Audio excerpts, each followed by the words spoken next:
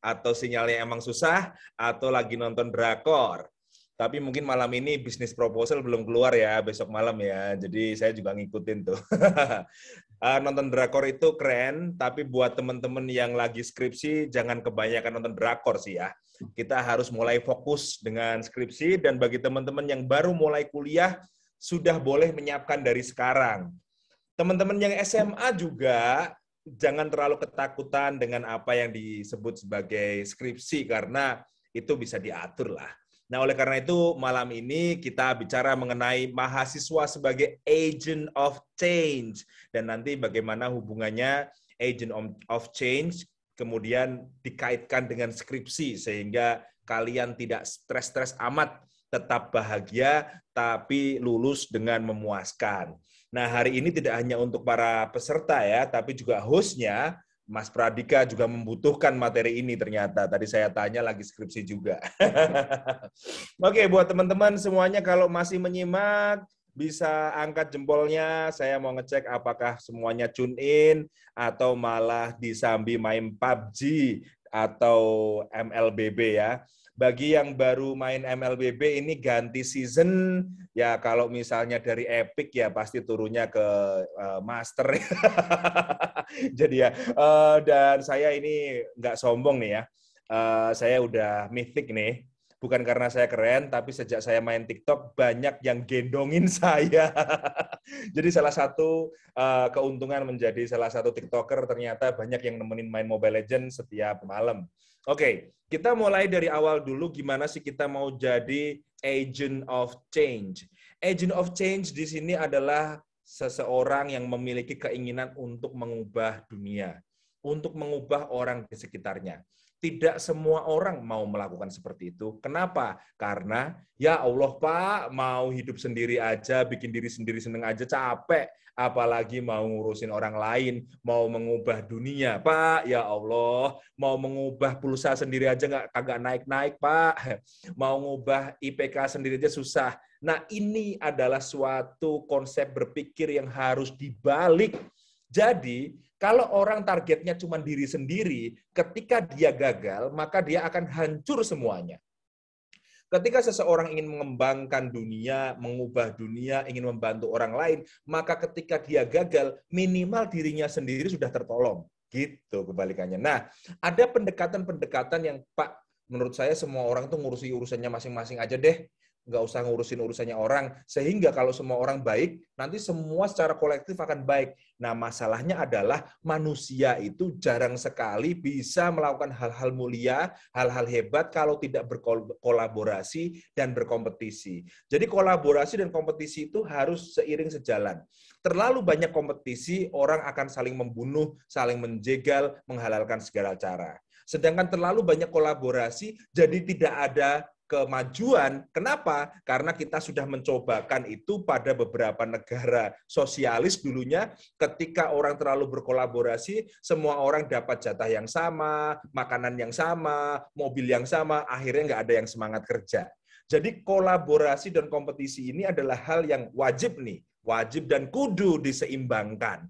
Nah, buat teman-teman di sini ikut webinar ini tidak bisa tiba-tiba keren, tidak bisa tiba-tiba jadi agent of change. Saya maka kasih dulu sebuah sebuah tips gitu, atau sebuah kerpekan ya untuk kalian ngutip. Dari mana saya mendapatkan ilmu-ilmu saya? Dari baca buku. Nah, baca bukunya bukan buku sembarangan dong. Kita harus ambil buku-buku yang bermutu. Nah, sayangnya di dunia ini kan ada ribuan buku. Nah, saya share aja nih buku apa yang saya baca, sehingga saya sendiri juga bisa jadi agent of change, teman-teman juga bisa.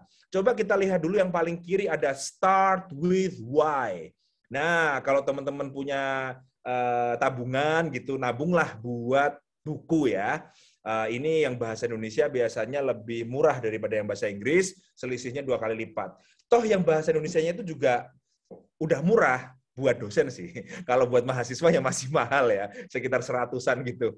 Nah, kalau untuk yang membajak, saya kurang tahu ya. Saya tidak mengizinkan dan tidak menyarankan.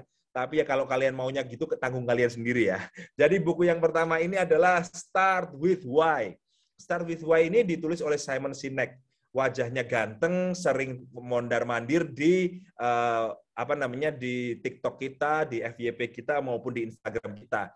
Nah, Simon Sinek ini mengatakan bahwa jika seseorang ingin jadi orang yang hebat, jangan mengawali gerakan kalian atau kegiatan kalian atau mimpi kalian dengan aksi per aksi per aksi.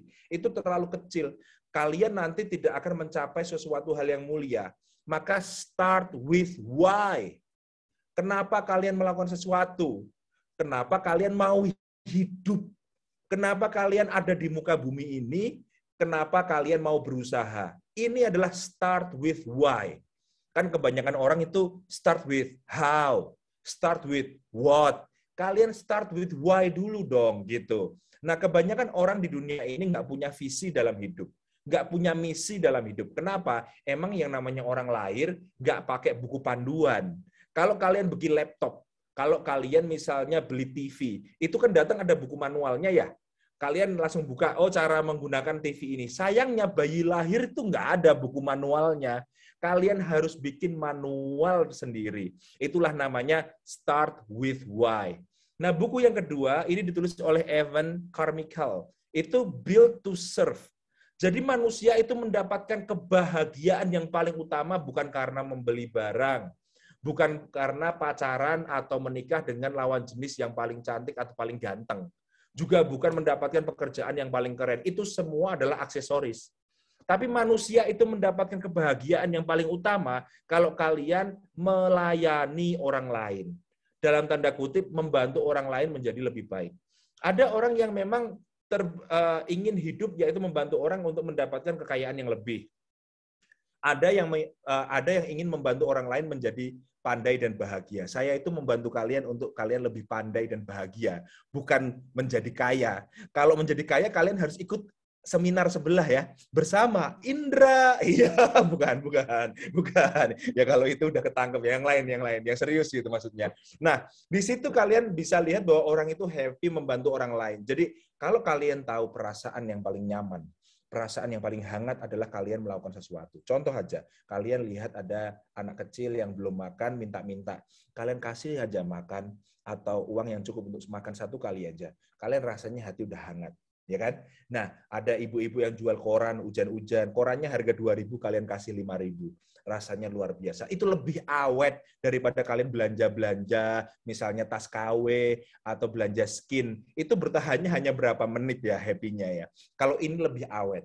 Nah, buku yang ketiga, teman-teman, ada di bagian kanan ini yang paling sering udah kalian lihat mungkin ya di beberapa tempat, yaitu Atomic Habits. Oh, ini luar biasa. Bagaimana kita bisa berusaha lebih baik, mencapai hal-hal besar hanya dengan berubah satu hal kecil tiap harinya.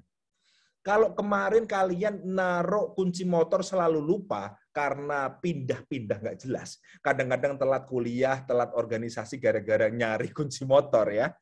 Mulai hari ini kalian buat paku kecil di ujung tembok, kalian taruh situ. Udah nggak hilang lagi. Hal kecil seperti ini akan mengubah hidup kalian menjadi hebat.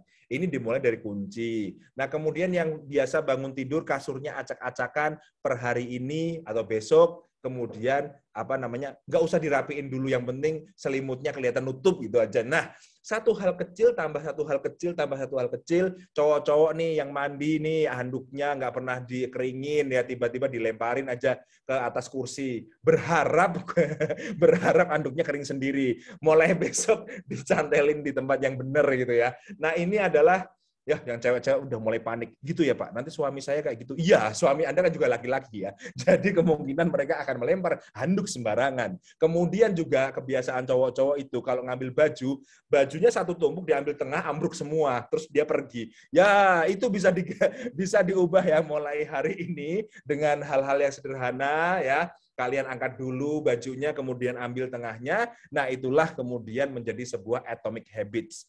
Oleh penulis Atomic Habits mengatakan bahwa atomik itu hal kecil. Bom atom itu dari hal-hal kecil. Tapi kalau meledak bisa menghancurkan satu kota seperti Hiroshima dan Nagasaki. Misalnya seperti itu. Nah, itu berhubungan dengan awalannya. Gimana kita mengawali sebagai agent of change.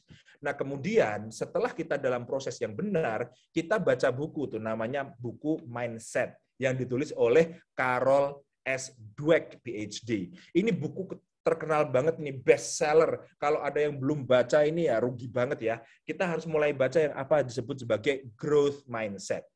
Growth mindset ini adalah orang yang selalu berpikir secara maju, secara fluid. Orangnya itu sangat lentur. Kenapa? Mereka berpikir bahwa IQ bisa dinaikkan, bakat bisa diasah. Kalau kita berjuang, kemudian gagal, tidak apa-apa. Kalau kita mencoba hal baru, kemudian kita gagal, kemudian orang lain melihat kita bodoh, tidak apa-apa. Itu namanya proses. Itulah namanya growth mindset. Hati-hati teman-teman. Ada yang namanya mindset yang menjadi lawan dari growth mindset. Namanya fixed mindset. Fixed mindset itu sangat-sangat merusak, tapi tidak terasa merusak. Gimana contohnya? Orang yang memiliki fixed mindset, ketika dia mau lomba, dia pastikan dulu bahwa dia paling menang. Maka dia suka lomba dengan orang-orang yang di bawahnya dia. Maka ketika dia menang, senang banget. Tapi kalau misalnya lombanya terlalu menantang, itu saingannya terlalu berat, dia nggak mau ikut. Kenapa? Takut kalah. Jadi dia maunya menang terus. Ini teringat pada teman saya yang dulu pernah pamer sama saya. Hendy, kenapa? Saya ini nggak pernah ditolak. Oh iya, berapa kali kamu nembak? 0 kali. Dia nggak pernah nembak, makanya nggak pernah ditolak. Ini namanya fixed mindset, guys. Kalau kalian pengen punya growth mindset, ya nggak apa-apa nembak. Kenapa? Karena ada kesempatan ditolak. Tapi juga ada kesempatan diterima. Jadi kalau misalnya kalian pengen menang lotre, minimal beli lotre dulu. Kalau enggak ya mana bisa menang gitu. Jadi growth mindset ini adalah modal dasar supaya kita bisa berkembang di masa depan. Nah, untuk itu maka dalam menghadapi skripsi kita harus punya growth mindset. Artinya skripsi itu barang kelihatan, bisa dipelajari. Kalaupun nanti ada kesulitan untuk menemui dosen, itu bagian dari hidup. Kalau misalnya kalian nanti ada kesulitan nyari judul, itu namanya sesuatu yang harus dipelajari. Maka salah satu perbedaan antara orang yang memiliki growth mindset dan fixed mindset, orang yang memiliki growth mindset atau pemikiran berkembang, dia akan mencari hal-hal yang menantang dan sulit. Sedangkan fixed mindset, dia akan mencari hal-hal yang mudah-mudah aja. Nah, contohnya skripsi. Skripsi ini adalah hal yang memang sulit, tidak ada yang mengatakan gampang, tapi mentalitas kita bisa kita siapkan. Contohnya, skripsi itu apa sih? Kadang-kadang di situ aja teman-teman belum bisa jawab, karena apa? Saking horornya, dengar-dengar dari kakak kelas, dengar-dengar dari dosen. Maka sederhanakanlah bahwa skripsi itu adalah laporan penelitian. Sedangkan proses skripsi adalah proses penelitian. Jadi skripsi itu apa? Skripsi itu penelitian. Enggak, ya kayak lomba yang namanya lomba-lomba penelitian gitu loh. Tapi ini wajib buat teman-teman yang kuliahnya mau selesai kan gitu. Kemudian penelitian ini dilaporkan dalam bab 1 sampai dengan bab 5. That's it. Apa yang susah? Nggak ada. Cuman kita terlalu horor karena kita tidak memiliki growth mindset ya di situ. Nah, selanjutnya, susunan dalam isi skripsi itu ubahlah menjadi bahasa sehari-hari. Jangan diubah pakai bahasa muluk-muluk. Contoh nih ya, bab 1, namanya kan biasanya latar belakang gitu kan ya. Nah, dan lain-lain. Itu sebenarnya isinya ini loh guys. Kamu nulis tentang judul ini kenapa? Itu harus ngerti. Saya nulis ini karena disuruh. Wah, nggak keren. Saya nulis ini karena terpaksa. Nggak keren. Jadi kamu pengen nulis judul ini karena benar-benar melihat kehidupan nyata. Misalnya, teman-teman ekonomi pengen nulis soal IPO misalnya, ya kan? Initial public offering. Karena kalian penasaran, kenapa banyak orang nanam saham di hari pertama malah turun terus, kemudian jual pas rugi, bukannya jual pas naik. Kalian nulis soal IPO karena kalian tertarik dengan fenomena ini. Nah, yang kamu mau selidiki apa? Pentingnya apa? Itu ada di bab 1. Jadi bab 1 tuh isinya itu loh, gitu. Jadi disederhanakan dalam pikiran kalian.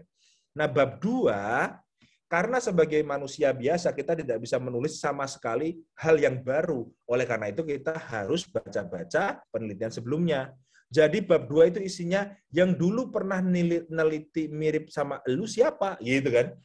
Nulis IPO. Berarti dulu yang pernah nulis soal IPO siapa aja?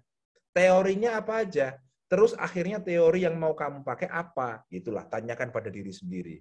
Yang bab 3, Bab 3 itu menjawab satu hal aja, walaupun berlembar-lembar, tapi jawabnya satu. Cara nelitinya gimana? Ngambil datanya di mana? Pakai wawancara. Wawancaranya instrumennya seperti apa? Nanyanya bagaimana? Ngerekamnya bagaimana? Transkripnya bagaimana? Itu aja. Jadi bab 3 itu cara neliti, gitu loh. Nah, bab 4 itu adalah hasil penelitian. Terus selain kalian harus menuliskan hasil penelitian kalian, kalian harus membandingkan penemuan kalian dengan teori dan penelitian sebelumnya. Jadi intinya bab 4, temukanlah sesuatu, kemudian bandingkanlah temuan itu dengan bab 2. Udah. Dan bab 5 itu simpulin dan saranin, selesai, bye-bye. Apa sih susahnya kayak gitu? Emang sengaja malam ini malam motivasi ya. Kalian akan mengatakan, Bapak, hidup tidak semudah itu, Bapak. Ya, oke. Nanti kita bahas waktu ngobrol ya. Kita bahas waktu tanya jawab. Udah mulai emosi. Gampang, Bapak. Enak aja ngomongnya. Oke ya, kita lanjutkan. Nah, sebelum kalian yang memilih judul, karena ada teman-teman yang udah tingkat lanjut, ada yang baru awal, yes, fair lah. Teman-teman SMA misalnya, nanya kepada saya, Pak, gimana sih cara memilih judul? Oke, gini, sebelum kalian milih judul, kalian baca-baca dulu skripsi kakak tingkat. Kalau baca skripsi kakak tingkat, itu perhatikan susunan penulisannya. Bab 1 isinya apa, bab 2 isinya apa, bab 3 isinya apa. Kalian catetin itu loh, apa urutan-urutannya. Dari situ kalian jadi nggak terlalu horor. Oh, yalah, skripsi isinya cuma gini doang, gitu ya. Kemudian yang kedua, baca-baca jurnal di bidang kamu agar update. Cara-cara carinya gimana? Nomor 3 nih, lihat. Cara mencari artikel jurnal di Google adalah jurnal di bidang titik-titik, itu bidang kalian, terus tulisi kata PDF. Dan nanti keluar itu, jurnal-jurnal di bidang kalian. Nah, di situ lagi ngomongin apa? Misalnya kalau di penelitian elektro misalnya, lagi ngomongin soal nanomaterials, nanoteknologi, advanced nanotechnology atau apa gitu. Kalau dalam komputer mungkin lagi ngomongin soal AI, ngomongin soal network, neural network, itu seperti itu, ada muncul di situ. Jadi kalian bisa terinspirasi. Ingat loh ya, terinspirasi bukan plagiasi. Terinspirasi itu baca terus kalian nulis sesuai dengan impian kalian, bukan wah bagus tuh, copy paste, itu ketahuan nanti. Pakai Turnitin ketahuan. Tapi ingat, dosen kalian kan juga ahli ya. Nggak usah pakai Turnitin juga tahu bagian-bagian mana yang kalian copy, mana yang enggak. Saya pernah loh, baca skripsi, loh ini kok tulisan familiar banget, ini apa ini? Ini kamu copy paste ya? Terus dia bilang, enggak Pak, iya copy paste karya saya sendiri loh, kurang ajar sekali ya. Dia copy paste karya dosennya. Ya saya tahu dong kalimat yang nulis saya sendiri. Nah, kemudian yang keempat itu baca beberapa terbitan yang terbaru. Jadi tahun 2000-an itulah dibaca ya, jangan tahun yang lama-lama lawas-lawas banget, nanti nggak up to date. Kemudian dari jurnal itu selidiki teori yang digunakan, cari bukunya. Jadi kalian itu harus baca artikel dulu, baru baca buku gitu kira-kira. Karena apa? Dari artikel-artikel itu nanti akan dirujukkan kepada buku-buku yang mutakhir. Nah, setelah itu ajukan judul ke dosen. Kalian kan kadang dapat dosen pembimbing yang tidak sesuai dengan permintaan kalian. Kalian sih meminta, ya usaha. Wah, denger-denger dosen itu enak, tapi kan dapatnya kadang nggak yang itu ya. Nah, oleh karena itu cari tahu dosen itu bidangnya apa. Kalian siapin 2 atau 3 judul, jangan cuma 1. Cara nyari dosen itu bidangnya apa lewat Google Scholar ya. Misal kalian ketik Google Scholar, Hendy Pratama, di situ kelihatan tuh bidangnya apa, pragmatik, politeness, apa pasti dia sukanya di situ tuh. Kalian ikut-ikut aja di situ. Nah, yang kemudian kalau kalian udah siap 2 atau 3 judul, kalian majukan 1 judul dulu. Ya, pancing-pancing ya kan. Kemudian ajukan 3 yang lainnya jika dosen ingin yang lain gitu. Jadi kayak kalian udah punya cadangan tapi jangan bilang punya 3. Ini gimana, Pak? Ini gimana, Pak? Ini gimana, Pak? Gitu. Jadi kalian tidak usah panik-panik amat. Kalau perlu siapkan 5 gitu kan, sesuai dengan investigasi kalian. Kemudian pada pertemuan pertama bimbingan, tolong kalian itu perbanyak tanya tentang apa yang diinginkan dosen. Kamu catat dan ingat-ingat, dia pengennya apa? Apakah bimbingan 1 bab, atau 2 bab, 2 bab, 2 bab, atau dosen, kan ada 2 dosen pembimbing ya, dosen 1, dosen 2, dosen 1, dosen 2, atau dosen 1 dulu, baru dosen 2, gitu. Kalian tanya dulu. Kalau ketemu bolehnya di mana, Pak? Kalau WhatsApp caranya gimana, Pak? Kalau Bapak lupa nggak baca, boleh diingetin berapa kali, gitu-gitu. emailnya di mana, kemudian cara ketemunya gimana. Nah, ini semua difokuskan pada pertemuan pertama. Nggak usah tanya teori-teori dulu, dengerin dulu apa yang diinginkan oleh dosennya. Kemudian afirmasi diri. Kalian sebagai manusia harus memiliki keyakinan. Nah, sayangnya keyakinan ini kadang-kadang sering luntur seperti iman ya. Iman kan kadang naik, kadang turun gitu kan. Kayak rezeki juga ya. Rezeki kadang dompetnya tebel, kadang kosong. Enggak gitu ya. Kadang dompetnya kosong, kadang kosong banget. Bahaya, berarti nggak stabil ya. Nah, oleh karena itu kalian harus percaya, kalian harus memberikan afirmasi diri. Karena kadang kan di kamar kos sendirian atau di rumah sendirian, nggak ada yang nyemangatin nih. Nggak semua punya ayang kan, ya kan? Ya coba kita cek dulu nih, siapa yang punya ayang yang menyemangati? Ya, ya sepi sekali tangannya, tidak ada tangan di sini. Saya lihat ayang-ayang lagi pergi. Ya kalian kebanyakan nonton TikTok ya, banyak yang pakai ayang-ayangan, digempur kalian kalah semua. Nah, oleh karena itu bagi teman-teman yang punya ayang-ayang itu, tolong jangan dimasukkan ke dalam lembar moto atau lembar kata pengantar. Saya termasuk yang menyesal, guys. Saya masukkan namanya di situ, setelah lulus putus, nikah sama orang lain. Istri saya sampai detik ini masih mempermasalahkan itu ya. Jadi tolong jangan terlalu jangan terlalu yakin. Jangan tulis nama, boleh aja tulis bagi yang selalu menemani saya dalam malam-malam kesepian mengerjakan skripsi. Oke ya, tapi jangan nama. Nggak tahu sih kalau kalian yakin banget, terserah. Ini saran saya sendiri menurut pengalaman pribadi. Yakinkan pada diri kalian bahwa skripsi itu bisa diselesaikan. Kenapa skripsi pasti bisa diselesaikan? Karena lebih banyak orang yang selesai daripada yang tidak. Itu clear. 99% orang skripsi itu pasti selesai. Kalaupun sidang, pasti lulus. Paling suruh revisi. Karena apa? Kami, dosen, dan juga prodi, punya target ngelulusin kalian. Karena kami juga takut akreditasinya jelek gitu loh. Kalian harus ngerti. Jadi jangan merasa hanya kalian yang butuh. Kami juga butuh loh. Cuman kami itu jual mahal selingnya. gitu ya. Kemudian nomor 3, yang paling penting adalah diri kita adalah orang pertama yang harus diyakinkan bahwa semua akan baik-baik aja. Jangan sibuk meyakinkan orang mulu ya kan. Kalian itu harus meyakinkan diri sendiri bahwa everything would be fine. You have to entertain yourself gitu. Nggak usah minta tolong orang. Karena untuk saat ini kalian nanya orang, malah orangnya malah membuat kalian semakin cemas kadang ya. Karena kan teman itu kadang teman, kadang enggak loh. Hati-hati loh. Kalian mengabarkan hal baik pada teman-teman bisa susah. Kenapa? Iri. Kalian mengabarkan hal buruk pada teman-temannya bisa senang. Kamu susah sendirian. Ya, hati-hati. Tidak semua teman itu seperti seramah wajahnya. Wajahnya bisa ramah, hatinya bisa busuk. Pak, masa kayak gitu sih? Loh, kalian sendiri pernah nggak ada orang jatuh dari kursi, malah kalian ketawa? Pernah nggak? Nah, itu kayak gitu. Jadi sebenarnya sama aja ya. Oke, juga yang nomor 4 itu singkirkanlah pikiran dan kegiatan yang tidak perlu. Kalau punya pacar yang isinya bertengkar mulu dalam masa-masa skripsi, break dulu nggak apa-apa lah.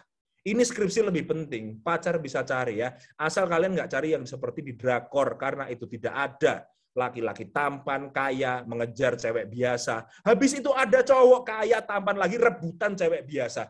Ini tidak masuk akal, tidak ada guys ya. Tolong kalian bedakan antara drama dengan kenyataan.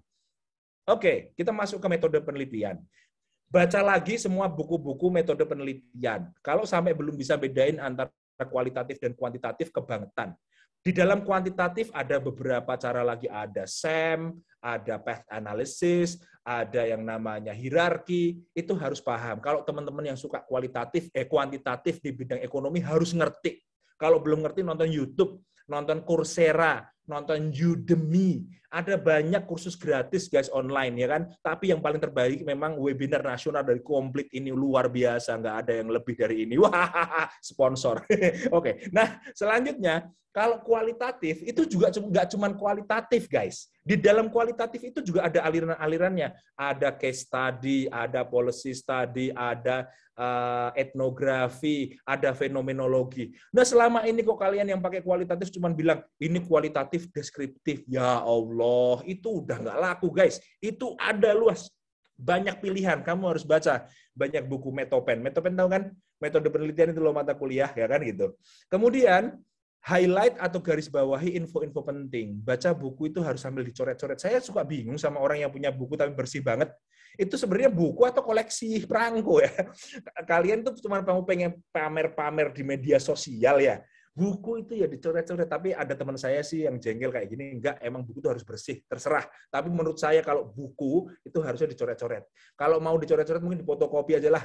Kalau di soft copy mungkin kalian bisa kasih komen gitu di PDF kalian ya. Kemudian pilih salah satu metode yang kamu yakin bisa. Kemudian metodologi yang paling bagus adalah menjawab 5W1H. Menjawab 5W1H itu apa sih? Why, when, where gitu loh. Dan who, dan what. Jadi kalian neliti apa, di mana ngambil datanya, ketemu siapa, ngobrol sama siapa, cara nulisnya gimana, semua terjawab di bab 3 itu di metodologi penelitian. Nah, ini nih yang susah nih. Saya mau khusus membahas ini hari ini. Menghadapi stres. Kalian saat skripsi kan stres. Nggak usah hilang mulu ya. Kalian nanti malah nggak kerja ya. Healing mulu ya.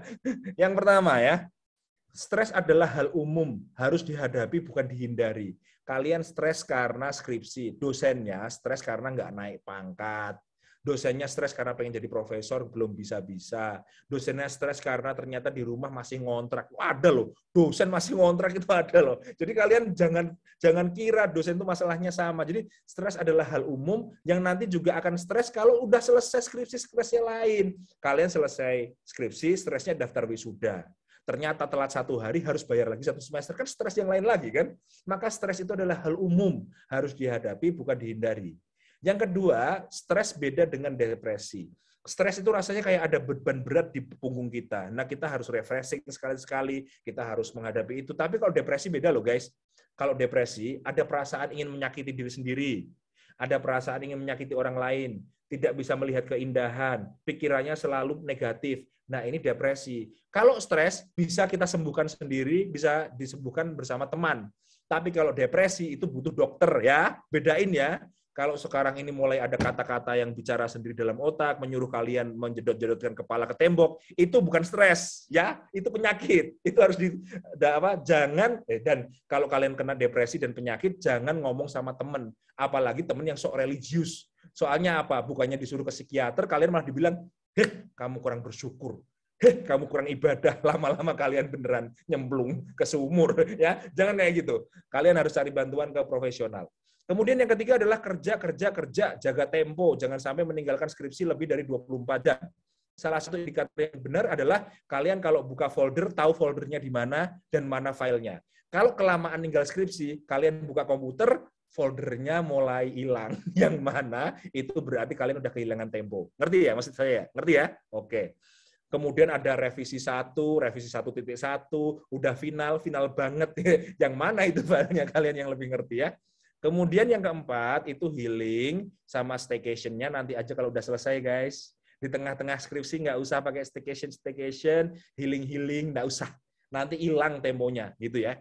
Nah kalau bisa kalian punya tavern atau tempat bertapa untuk skripsi. Kalau teman-teman yang suka main game RPG itu tahulah tavern itu apa ya. Nah tavern itu adalah tempat untuk sendiri, ada meja, ada kursi, nggak ada yang ganggu, kasih snack, makanan, kalian kerjain skripsi itu. Jangan keganggu sama apa-apa gitu. Dan masalah pembiayaan ini ada butuh biaya sih sebenarnya, walaupun saya sering ngomong nggak ada biaya tapi sebenarnya ada sih. Kalian harus punya rencana anggaran biaya untuk skripsi, masukkan komponen bahan atau alat jika ada. Ini anak-anak kimia, anak-anak tekim, anak-anak industri, anak-anak arsitek itu ada bahan dan alat ya. Masukkan komponen ngopi, ngafe, internet, ini penting nih, sering tombok di sini nih ya kalian ya.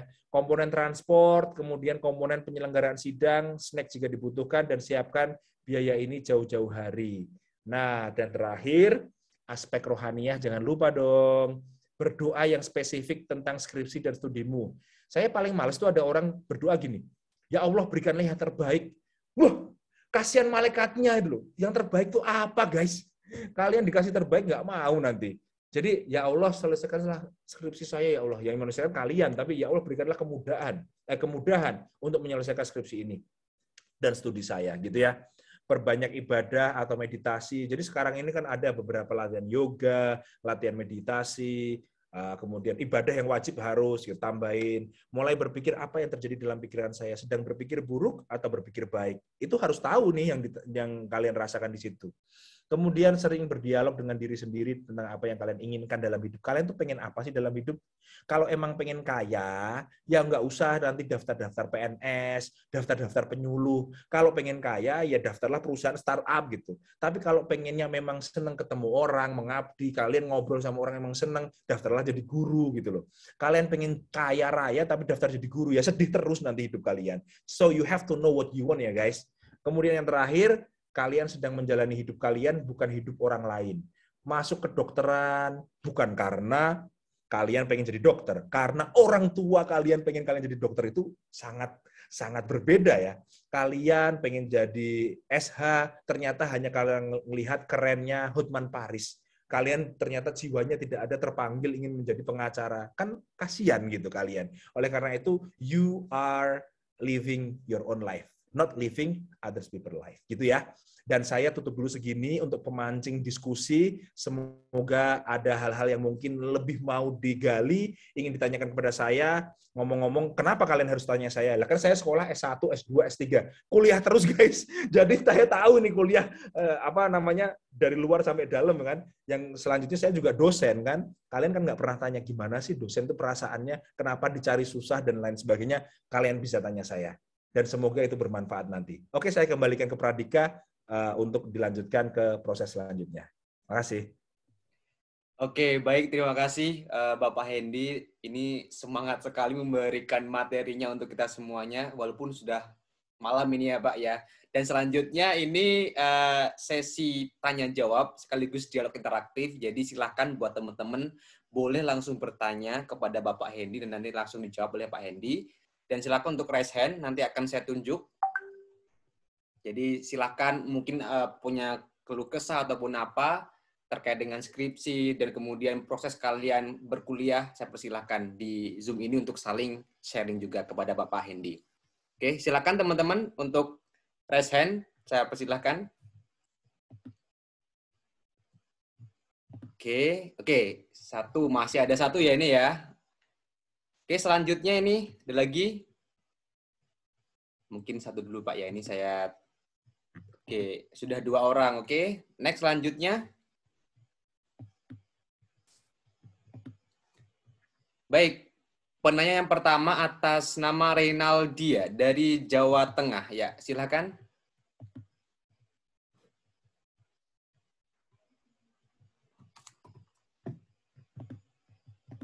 Ya, silakan. Halo Renal, udah bisa itu mic-nya?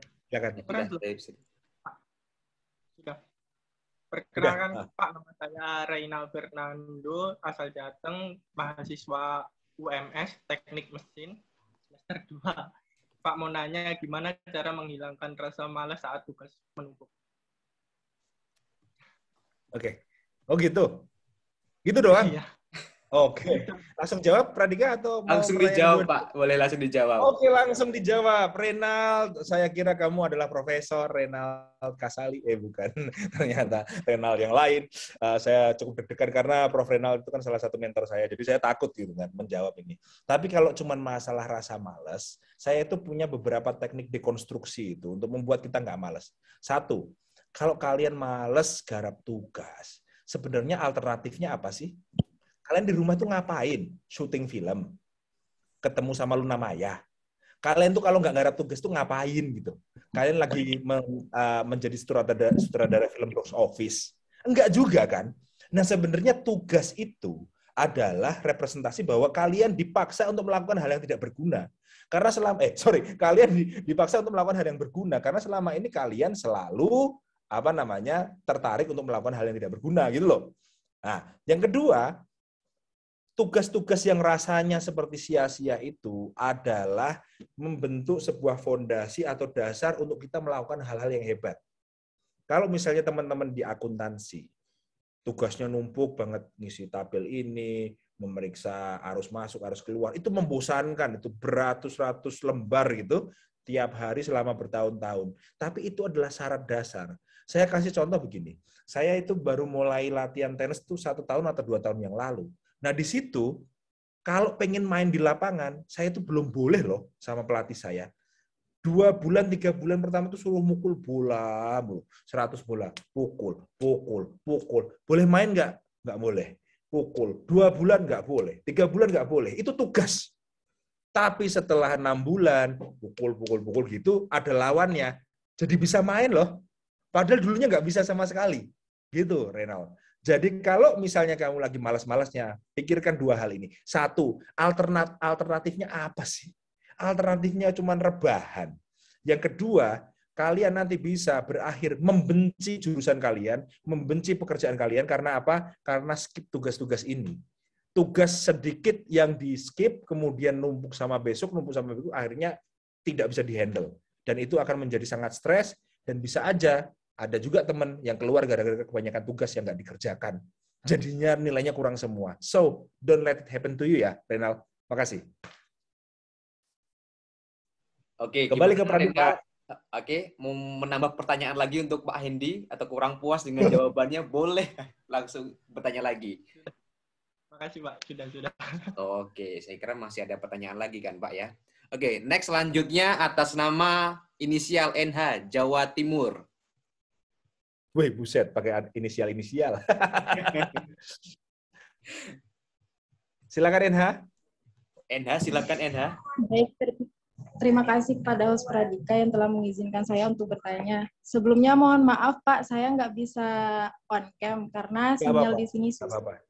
Siap. Saya ingin bertanya mengenai skripsi pada bab 3 metodologi penelitian.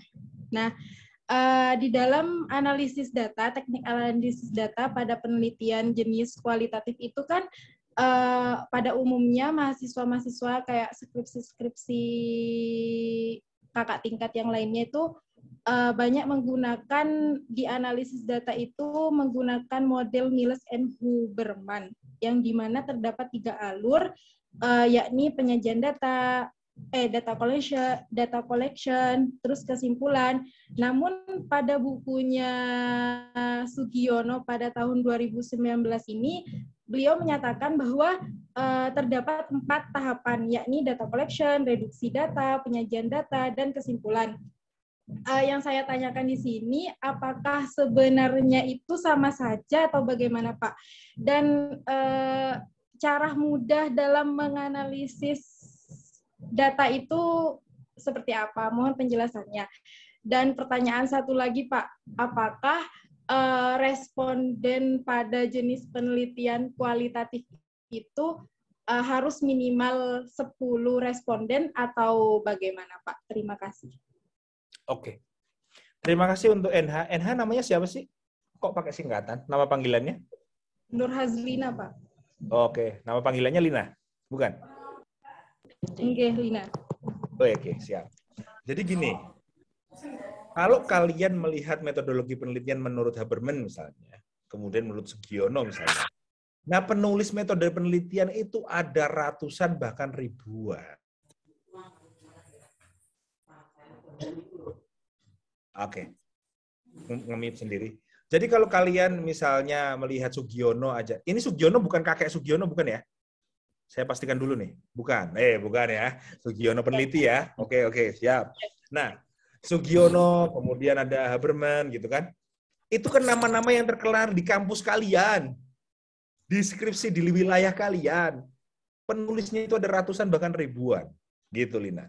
Nah, oleh karena itu maka sebenarnya kita tuh dibebaskan membaca metode penelitian oleh siapapun, kemudian kita kombinasikan, kemudian disesuaikan dengan kebutuhan penelitian kita.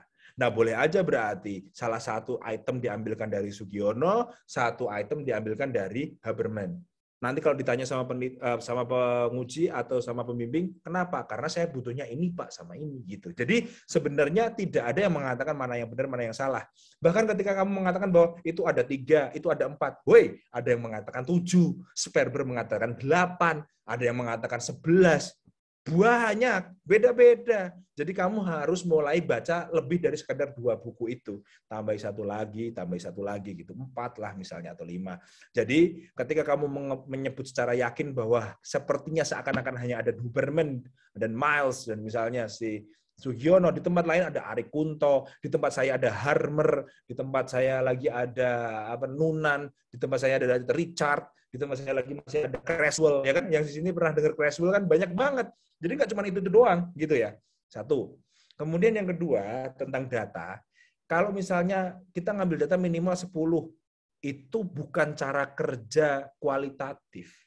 Nah, saya sarankan untuk Dek Lina, untuk segera googling yang dimaksud dengan data saturation.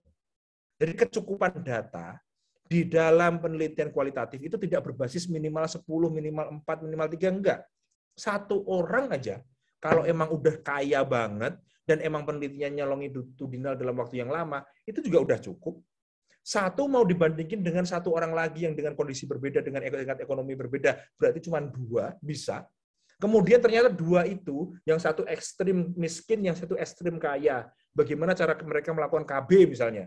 Kalian nggak puas dengan 2 itu, kalian tambahi faktor tengah, orang yang rata-rata, menjadi 3. Itu namanya adalah yang disebut sebagai sampling by theory gitu. Jadi purposive sampling, bukan minimal 10, minimal 20, tapi berbasis pada kebutuhan penelitian. Gitu Lina, jadi tidak ada angka yang bisa dipastikan dalam kualitatif, semua berbasis pada kebutuhan. Gitu ceritanya. Gitu Lina, makasih banget. Baik Pak, terima kasih penjelasannya. Tapi teman-teman kuantitatif nggak boleh kayak gitu. Kalau itu ada minimalnya berapa, ada rumusnya. Oke, makasih Pak Dika. Oke, baik Bapak. Selanjutnya atas nama Dinar dari Jawa Tengah. Tetangga-tetangga saya banyak nih. Selamat malam. Malam Terima Dinar. kasih. Saya telah diundang di webinar ini. Maaf, ini pertanyaannya agak merancang sedikit. Jadi gini, saya baru kelas 10, dan saya tuh ingin kuliah, tapi saya itu bingung belajar dari mana. Terus di Telegram itu juga ikut gabung di grup Ambis PTN, terus Saintek tuh, jadi masih bingung. Terus sering juga dibagi latihan soal, terus ya masih bingung juga. Jadi saya harus fokus belajar dulu atau diimbangi keduanya? Terima kasih. Memang kalau mau kuliah, kamu harus tahu dulu kamu itu pengen apa dari kuliah, pengen jurusan apa, dan dipastikan bahwa semua pertimbangan sudah kamu masukkan dalam variabel ya. Misalnya variabel orang tua. Ya walaupun saya katakan tadi orang tua itu kadang egois, tapi ya gimana ya, kan mereka sponsor ya, dengerin orang tua.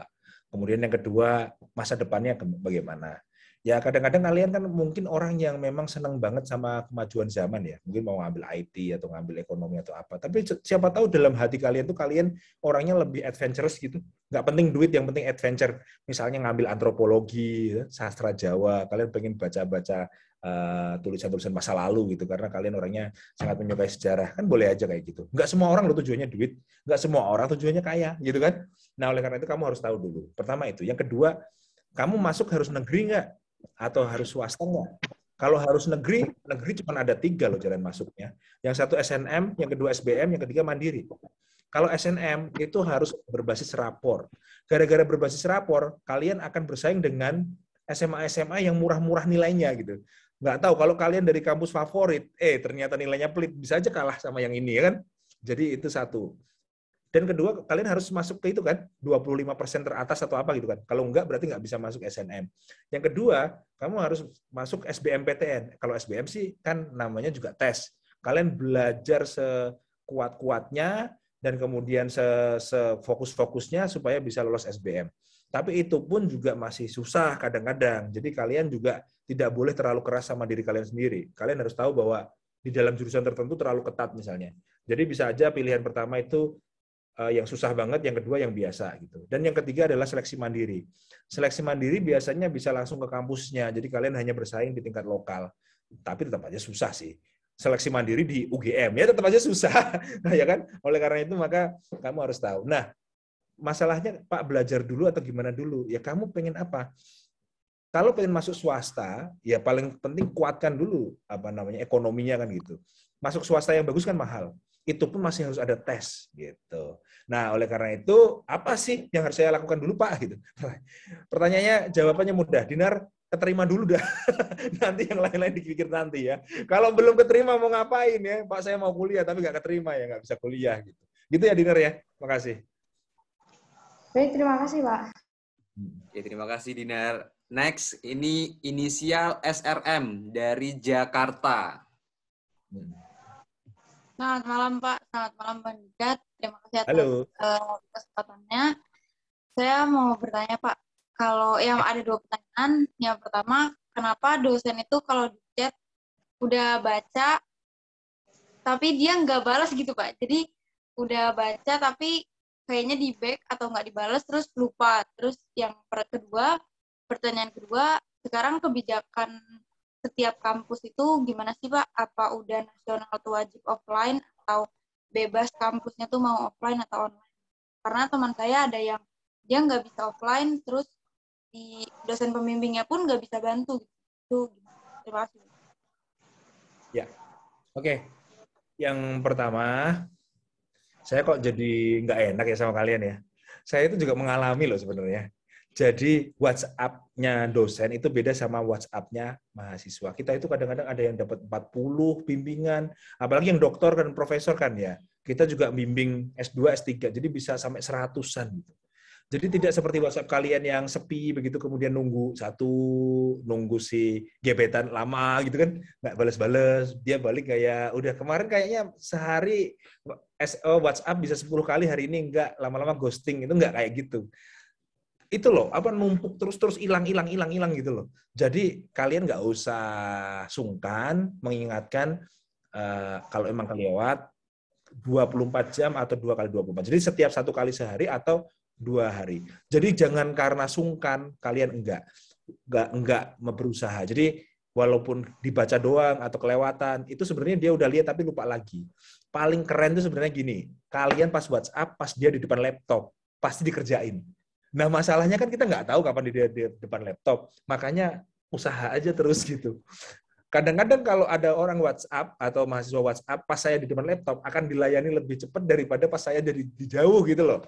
Jadi kalian harus tahu mekanismenya. Kenapa sih dosen sukanya lupa atau sukanya nggak balas? Ya emang itu karena sering sering kali ketumpuk sama WhatsApp lain.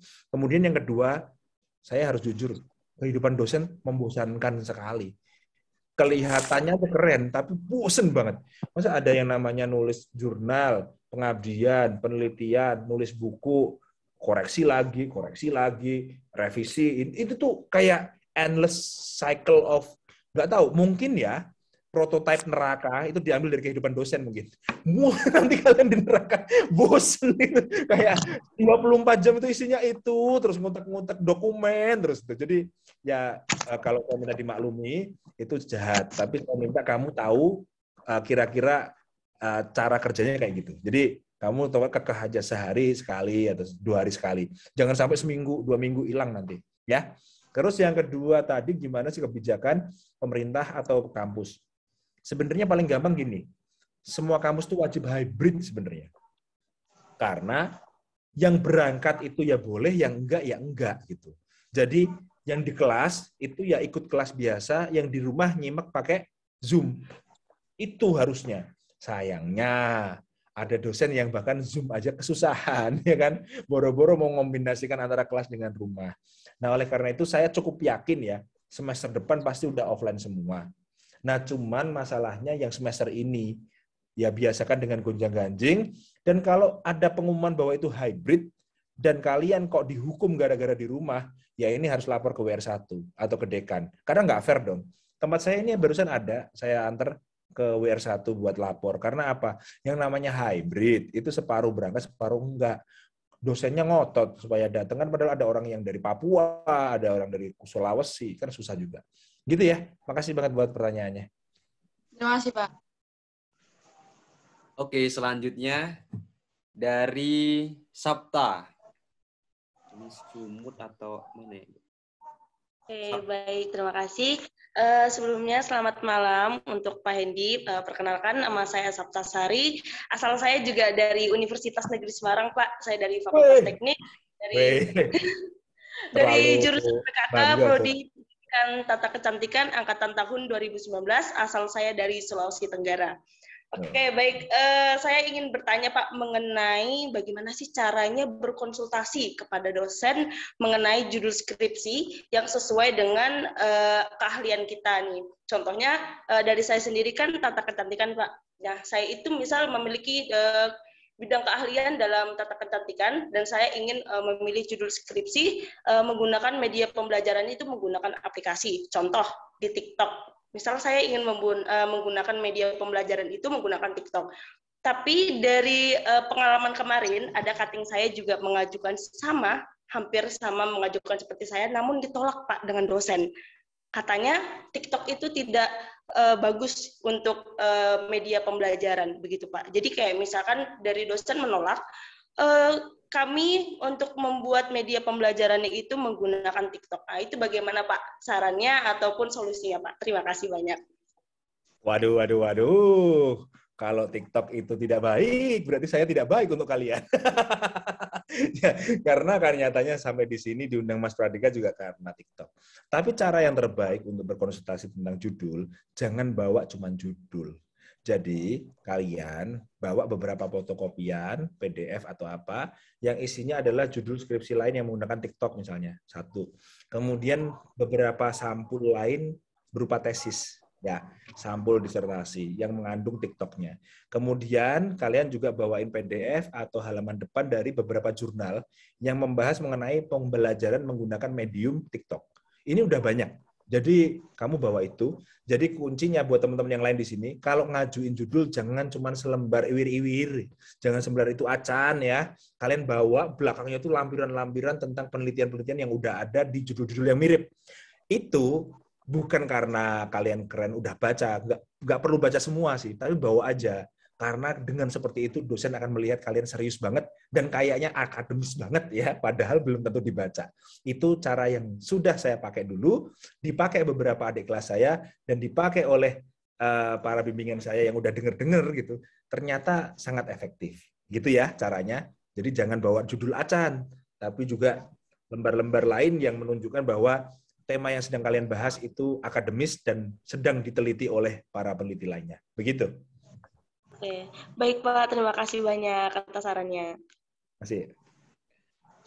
Oke, terima kasih Sabta. Selanjutnya ini Mutiara Riau. Wah, ini tadi dari provinsi yang berbeda-beda ya. Ini silakan.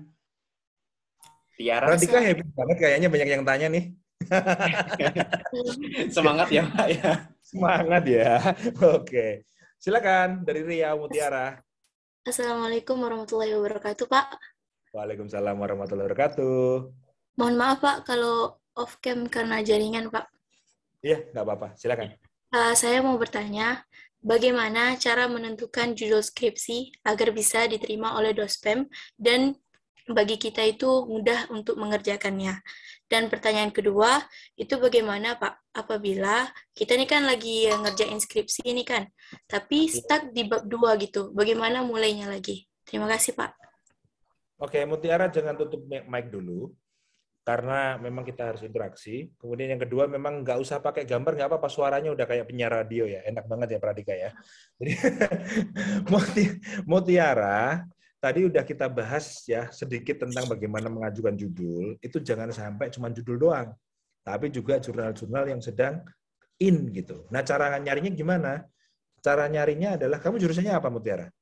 Jurusannya PAI Pak, Pendidikan Agama Islam. Pendidikan Agama Islam. Kamu carilah jurnal Pendidikan Agama Islam di Google. Kemudian di situ muncul nih ada contohnya e-jurnal. UIN Suka. Kamu di mana tempatnya? UIN? Di IAI. IAI ya? Nah, di situ ada jurnal-jurnal, nggak cuma dari UIN Suka, ada dari Unisula, ada macam-macam. Nah, ini saya sedang membuka, dan di situ langsung kelihatan ada yang namanya archive atau arsip. Arsip ini adalah karya-karya ditulis oleh para dosen di bidang kalian. Contohnya ini ada Effective Teaching in Psychological Perspective, PAI Teacher Knowledge and Skill. Oh, ini ada psychological. Kemudian ada Integration of Islamic and Indonesian Education in the Perspective of Salahuddin Wahid, for example. Oh, ini ada yang kayak gitu. Terus ada lagi Learning Tahfidz Al-Quran during COVID-19 Pandemic. Cara belajar tahfidz Al-Quran di masa COVID. Tuh, keren juga kan? Nah, ini ada nih. Ini guys, dengerin. TikTok as a Generation Z Islamic Religious Learning media during COVID-19 pandemic. Tadi yang nanya soal TikTok nggak bagus tadi ya, ternyata di dunia pendidikan agama Islam yang sekarang ini lagi dibicarakan adalah mengajar PAI menggunakan TikTok, guys. Loh, nggak masalah gitu ya. Jadi Mutiara, tolong tadi lakukan apa yang saya lakukan barusan, ketik Jurnal Pendidikan Agama Islam. Klik satu-satu, lihat di arsip yang lagi diomongin apa oleh para peneliti. Kamu ambil salah satu dari itu. Dan yang kedua tadi apa? Mohon maaf, Mutiara. Bagaimana cara kita kalau pas lagi ngerjain skripsi itu stuck di bab 2 gitu, Pak. Untuk memulainya lagi gimana? Kadang kan banyak halangan juga kan, Pak. Nah, itu, Pak. Ya, bab 2 itu ada 3 isinya. Yang pertama tentang previous studies atau penelitian-penelitian yang terjadi sebelumnya. Jadi kalau kamu cari aja jurnal-jurnal, skripsi-skripsi, tesis yang judulnya mirip sama kamu, itu udah jadi sepertiga. Yang kedua, yaitu tentang theoretical studies, yaitu tentang teori-teori buku-buku yang dibahas di bidang kalian. Itu udah sepertiga yang kedua, berarti 2/3. Yang sepertiga terakhir adalah kalian harus memilih teori mana yang kalian sukai, dan teori penelitian mana yang kalian jadikan rujukan, dan berikanlah sebuah justifikasi dalam bentuk gambar atau flowchart. Itu sepertiga yang terakhir. Jadi, kerjakan dari sepertiga pertama, sepertiga kedua, sepertiga ketiga, selesai. Gitu. Yang paling penting adalah tadi, jangan sering ninggal-ninggal skripsi. Ya, pokoknya kalau udah mulai lupa, udah mulai apa, itu nanti jadi males. Segala sesuatu itu akan selesai jika dikerjakan. Dan 99% skripsi yang tidak selesai bukan karena dosen, bukan karena teori, tapi karena tidak dikerjakan. Terabaikan oleh hal-hal yang tidak penting yang lain. Gitu ya, Mutiara? Ya. Terima kasih, Pak, sebelumnya. Terima kasih, Tiara. Mari. Dika, halo. Oke, siap. Terima kasih. Selanjutnya ini inisial FMJ Lampung. Mantap.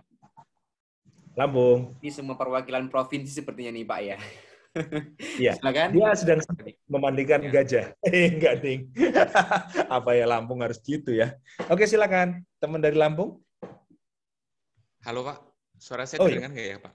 Sangat terdengar. Gagah sekali suaranya. Silakan. Makasih, Mas Pradika, waktunya. Sebelumnya, halo, Pak Hendy. Halo. Salam kenal dari Universitas Tetangga, Pak. Dari UNSUD. Oh ya? Oke. Ya, Pak. Sebelumnya, mungkin boleh dinyalakan dulu kameranya mungkin MF. Jadi saya izin off cam ya, Mas ya. Soalnya lagi di luar. Oh ya, mungkin lagi sulit jaringan, Mas. Gak apa-apa. Hujan. Oke, silakan. Oke. Sebelumnya MFJ itu Muhammad Firdi Julian ya, Pak ya. Oke. Sebelumnya saya dari Universitas Jenderal Sudirman, jurusan Pendidikan Jasmani. Pertanyaan saya tuh tentang tugas ya, Pak ya. Kan saya tuh punya masalah sama berat badan ya, Pak. Jadi pengen nambah berat badan gitu loh, Pak. Nah, di luar itu saya kan anak semester 2, maba semester 2. Karena maba semester 2 kan banyak banget tugas gitu ya, Pak ya. Jadi kalau ada tugas itu terlalu dipikirin gitu loh, Pak. Karena saking banyaknya tugas, kayak jadi beban pikiran gitu loh, Pak. Dan saya takut kalau terlalu mikirin tugas, itu berpengaruh ke berat badan gitu loh, Pak. Takutnya karena tugasnya numpuk, terlalu dipikirin, terus berat badannya nurun gitu. Pertanyaan saya, solusi buat kita biar nggak terlalu mikirin tugas, plus berat badan itu nggak berpengaruh kayak gitu loh, Pak. Apa ya, Pak? Terima kasih. Oke, Julian, makasih banget. Langsung saya jawab di sini ya, Julian. Memikirkan sesuatu itu nggak ada jeleknya kok. Orang itu malah harus serius memikirkan sesuatu. Jadi ya sebenarnya nggak ada hubungannya. Jadi ketika kamu harus mikir tugas, ya mikir tugas. Ketika di luar tugas, ya kamu nongkrong sama temenmu, kemudian kamu pacaran. Cara berpikir yang lain adalah dengan memikirkan konflik Rusia dan Ukraina. Kamu kan berada di negara yang sangat aman nih, boleh nongkrong, boleh ngedugem bahkan. Nggak ada larangan ngedugem di sini. Kecuali ya kurang sopan aja buat kalau diceritain. Anak PAI tadi ngedugem kan nggak bagus ya, masa punya guru agama suka dugem ya. Tapi kalau kamu jurusannya lain kan silakan aja. Tapi intinya adalah, kamu tuh belajar di negara yang aman. Bayangkan kamu sekarang ada di Ukraina, lawannya adalah Rusia. Kan serem banget tuh. Kemungkinan besar ya kalah kan gitu. Lawannya gede banget. Nah, di situ ada bom, ada tank. Seumur hidup kalian nggak usah melihat bom, nggak usah melihat tank, nggak ngerti ya bentuknya kayak apa, nggak perlu melihat namanya bom Hiroshima Nagasaki kan. Tugas nggak bakalan membunuh kalian gitu. Jadi menurut saya makan makanan yang sehat, terutama protein, lemak, ya sedikit banyak karbo lah untuk naik. Apalagi kamu bulking kan, jadi boleh makan karbo dan itu bikin happy. Jangan telat-telat makan. Tugas kerjain, jangan cuma dipikirin doang. Maka kebahagiaan itu muncul dari tugas atau masalah yang selesai. Yang bikin nggak bahagia adalah tugas yang nggak dikerja-kerjain, tugas yang nggak diselesaikan. Misalnya kamu punya waktu 5 hari untuk menyelesaikan. Kamu selesaikan di hari terakhir, itu bikin 4 harinya jadi bete. Lebih baik selesaikan di hari pertama, 4 harinya buat main. Kan gitu. Jadi cara kerjanya adalah, satu, kamu sadar bahwa mikirin tugas itu bukan yang bikin kamu kurus. Yang bikin kamu kurus adalah mikirin tugas tapi nggak dikerja-kerjain. Gitu loh. Yang kedua, nikmat hidup di sini itu udah lebih-lebih banget. Kamu stres atau kamu merasa tertekan, itu jadi nggak menghormati teman-teman kita yang lagi ada perang, kelaparan, gitu-gitu ya. Jadi, so enjoy your life, dan tugas itu bagian dari membuat kamu pinter. Dan orang yang pinter itu jadi lebih bahagia loh, Jul. Kenapa? Saya ngerasain sendiri, setelah baca buku jadi lebih happy, setelah tahu sesuatu lebih happy, diundang-undang kayak gini bisa sharing ke kalian, jadi lebih happy. So, smarter, happier, gitu. Jangan tambah stres malah. Oke, Julian, makasih. Terima kasih, Pak. Maaf, pertanyaannya agak... Enggak apa-apa, bener. Kita bahas bareng supaya kita dapat perspektif yang sama, supaya kalian nggak merasa tersiksa sama tugas. Oke, makasih. Terima kasih, Pak Hendy. Selanjutnya ini atas inisial ELL, Sumut. Woi, Sumut loh. Terima kasih kepada Kak Dika yang telah menyempatkan saya untuk bertanya kepada Pak Hendy. Di sini saya akan memperkenalkan diri saya terlebih dahulu. Saya Elisa Salsabila dari Sumatera Utara. Saya mau tanya nih Pak, tapi maaf pertanyaan saya sedikit melenceng ya Pak. Menurut Bapak, bagaimana motivasi atau pendapat Bapak kepada kami siswa atau mahasiswa yang sering overthinking tentang masa depan, Pak? Overthinkingnya tuh takut gagal atau sering nyerah duluan sebelum mencoba. Terima kasih, Pak. Ya. Oke, langsung saya jawab ya, Elisa ya. Buat teman-teman yang ada di sini nih, saya mau ngomong sesuatu yang horor. Saya mau lihat wajah kalian semua nih. Saya habis baca bukunya Rolf Dobelli. Rolf Dobelli itu bukunya bagus-bagus banget tau. Ada yang namanya The Art of Thinking Clearly, dan yang barusan adalah The Art of Good Life. Kata dia gini, kita semua itu nantinya mati. Dah, pikirin aja mati. Jadi kita tuh sebenarnya udah mati. Apapun yang kita usahakan sekarang itu nanti hilang. Mati. Selesai.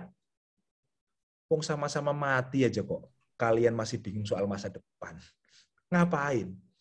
Karena kita nantinya mati, hal-hal lain itu adalah bonus. Pernikahan yang sukses, bahagia, sejahtera, itu keren, itu bonus. Kalau enggak, ya nggak apa-apa. Orang nantinya juga mati, gitu loh. Kemudian kalian dapat pekerjaan yang keren, hebat, luar biasa. Boleh, itu bonus. Tapi nantinya mati. Lah kalau misalnya kalian nanti misalnya nggak dapat kerjaan yang keren, kan juga mati. Gitu katanya. Jadi inti bahwa kita menyadari nantinya kita akan meninggal, dan hidup ini hanya sekali, dan juga hanya pendek sekali. Karena pendek itu kenapa? Manusia kan udah hidup, misalnya spesies manusia itu 20.000 tahun ya dalam kehidupan yang modern, agak modern lah, 40.000 tahun. Bahkan sebagai spesies ini, dalam bentuk ini, kita udah 200.000 tahun gitu. Kita hidup cuma 70 tahun maksimal, atau 80 tahun, dibandingkan dengan umur alam semesta, 14 miliar tahun, kita itu cuman, ya, seuprit. Nggak usah mikirin yang ribet-ribet tentang masa depan kita.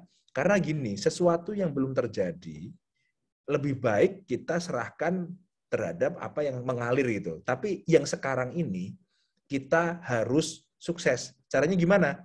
Kita melakukan hal yang baik, lebih baik daripada kemarin. Dan ingat, Jangan suka membanding-bandingkan diri kalian dengan orang lain. Ini yang tidak sehat. Itu yang bikin kamu nggak bahagia, El. Jadi kamu harus bandingkan diri kamu dengan diri kamu sendiri di kemarin.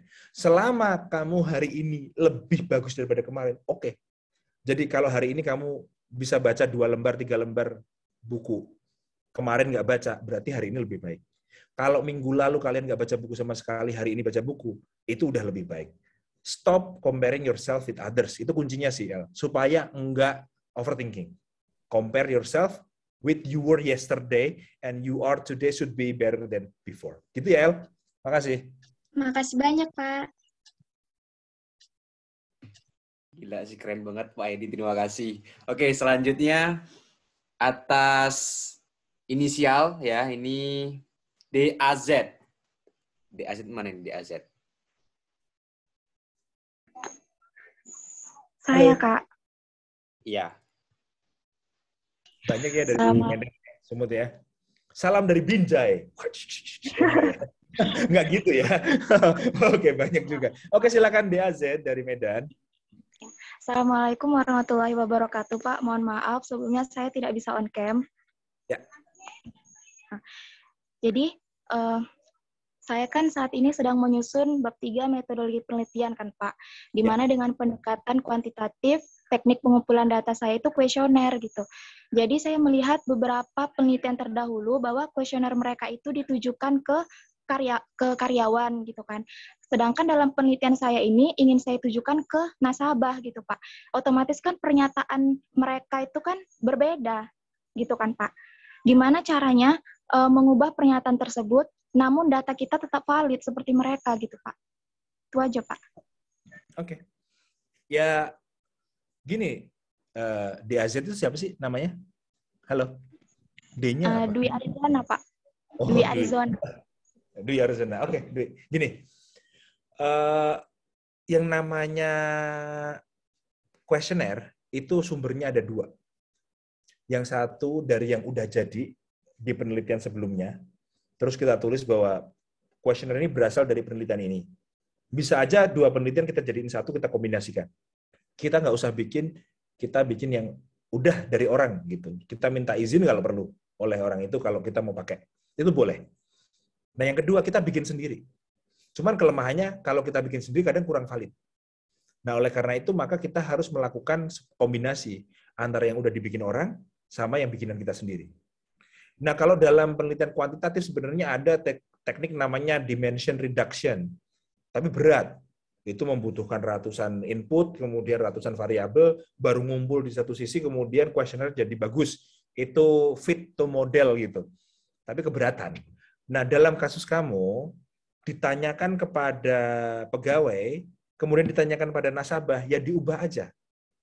Dari kata sudut pandang pegawai, apakah Anda puas bekerja di sini, diganti menjadi apakah Anda puas melakukan transaksi di sini. Kan gitu kan?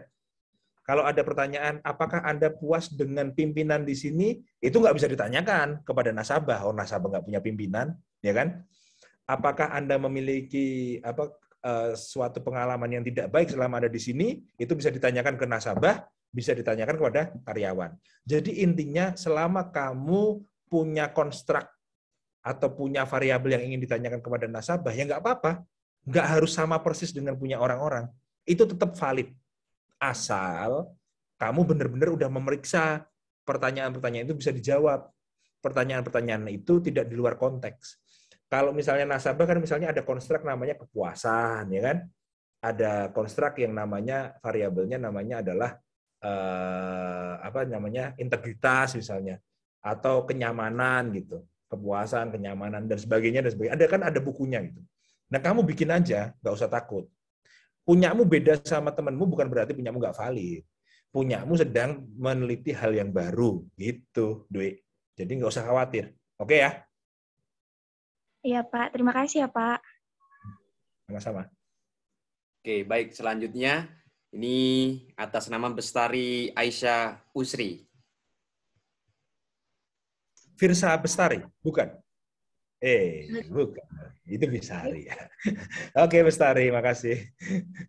Sebelumnya terima kasih Kak Dika. Assalamualaikum warahmatullahi wabarakatuh. Selamat malam Pak dan Kak semua. Saya Bestari Aisyah Usri dari Prodi Antropologi Sosial, Fakultas Ilmu Sosial dan Ilmu Politik Universitas Andalas. Saya izin bertanya Pak. Jadi kan kebetulan saya ini mahasiswa baru. Nah jadi di kelas itu ada kakak tingkat yang mengulang mata kuliah gitu Pak. Nah jadi waktu ditanya dosen nilainya tahun lalu dapat berapa, kok bisa mengulang gitu Pak.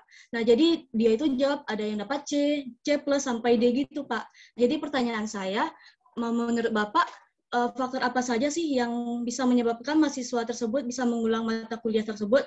Dan hal itu di luar dari nilai pengetahuan Pak. Jadi menurut Bapak bagaimana Pak? Sekian, terima kasih Pak. Oke. Teman-teman harus memahami bahwa mengulang mata kuliah itu bukan hal yang aib. Ibaratnya itu adalah pendalaman. Jadi biasa aja. Cuman masalahnya gini, untuk beberapa kampus jadi nggak bisa cum laude. Karena cum laude itu syaratnya nggak boleh ngulang. Gitu. Jadi sebenarnya ngulang itu adalah hal biasa aja. Nggak ada yang hina tentang hal itu. Jadi kamu Bestari, jangan terlalu menghina itu sama kakak kelas yang mengulangi di kelas kamu, biasa aja, nggak usah dibully. Nggak usah ya, biasa aja. Yang pertama itu. Yang kedua, kalau kamu tanya ke aku, kenapa sih ada mahasiswa yang ngulang, jawaban paling gampang adalah nggak niat. Serius. Yang dapat C, yang dapat D itu nggak niat. Nggak niat bener, sumpah. Tanyain aja, dia ngerjain tugas nggak? Dia sebenarnya bukan karena dia pintar atau goblok, bukan. Tapi karena emang nggak niat. Jadi ada aja gitu, UTS lagi nggak berangkat, pura-pura sakit, terus dikasih remedi masih nggak bener, terus ujian akhir. Jadi jawaban paling tepat adalah nggak niat. Karena apa? Biasanya yang dapat C sama D itu cuma 1-2 orang gitu. Nah yang selanjutnya, kadang-kadang emang apa saja ada dosen yang merasa bahwa nilai A untuk Tuhan, nilai B untuk dia, C untuk semuanya, jadi bakalan tetap ngulang gitu. Dan yang kayak gitu jalan keluarnya adalah kalian ngulang-ngulang aja, tapi dosen ini laporin aja itu. Pak, nilai A itu bukan buat Tuhan, Pak. Nilai A itu untuk pencapaian yang baik gitu ya. A, B itu di bawahnya gitu ya. Jadi masih ada dosen yang ya umur-umur segitulah yang punya prinsip semacam demikian. Gitu, Bestari. Jadi paling utama bukan masalah kepandaian, tapi losing control of yourself. Dan hati-hati loh. Setiap orang bisa losing control. Kenapa? Pertamanya cuma hal sedikit loh. Satu hari ngerasa nggak enak badan karena mungkin datang bulan atau apa, bolos. Nggak apa-apa. Kok enak ya? Santai.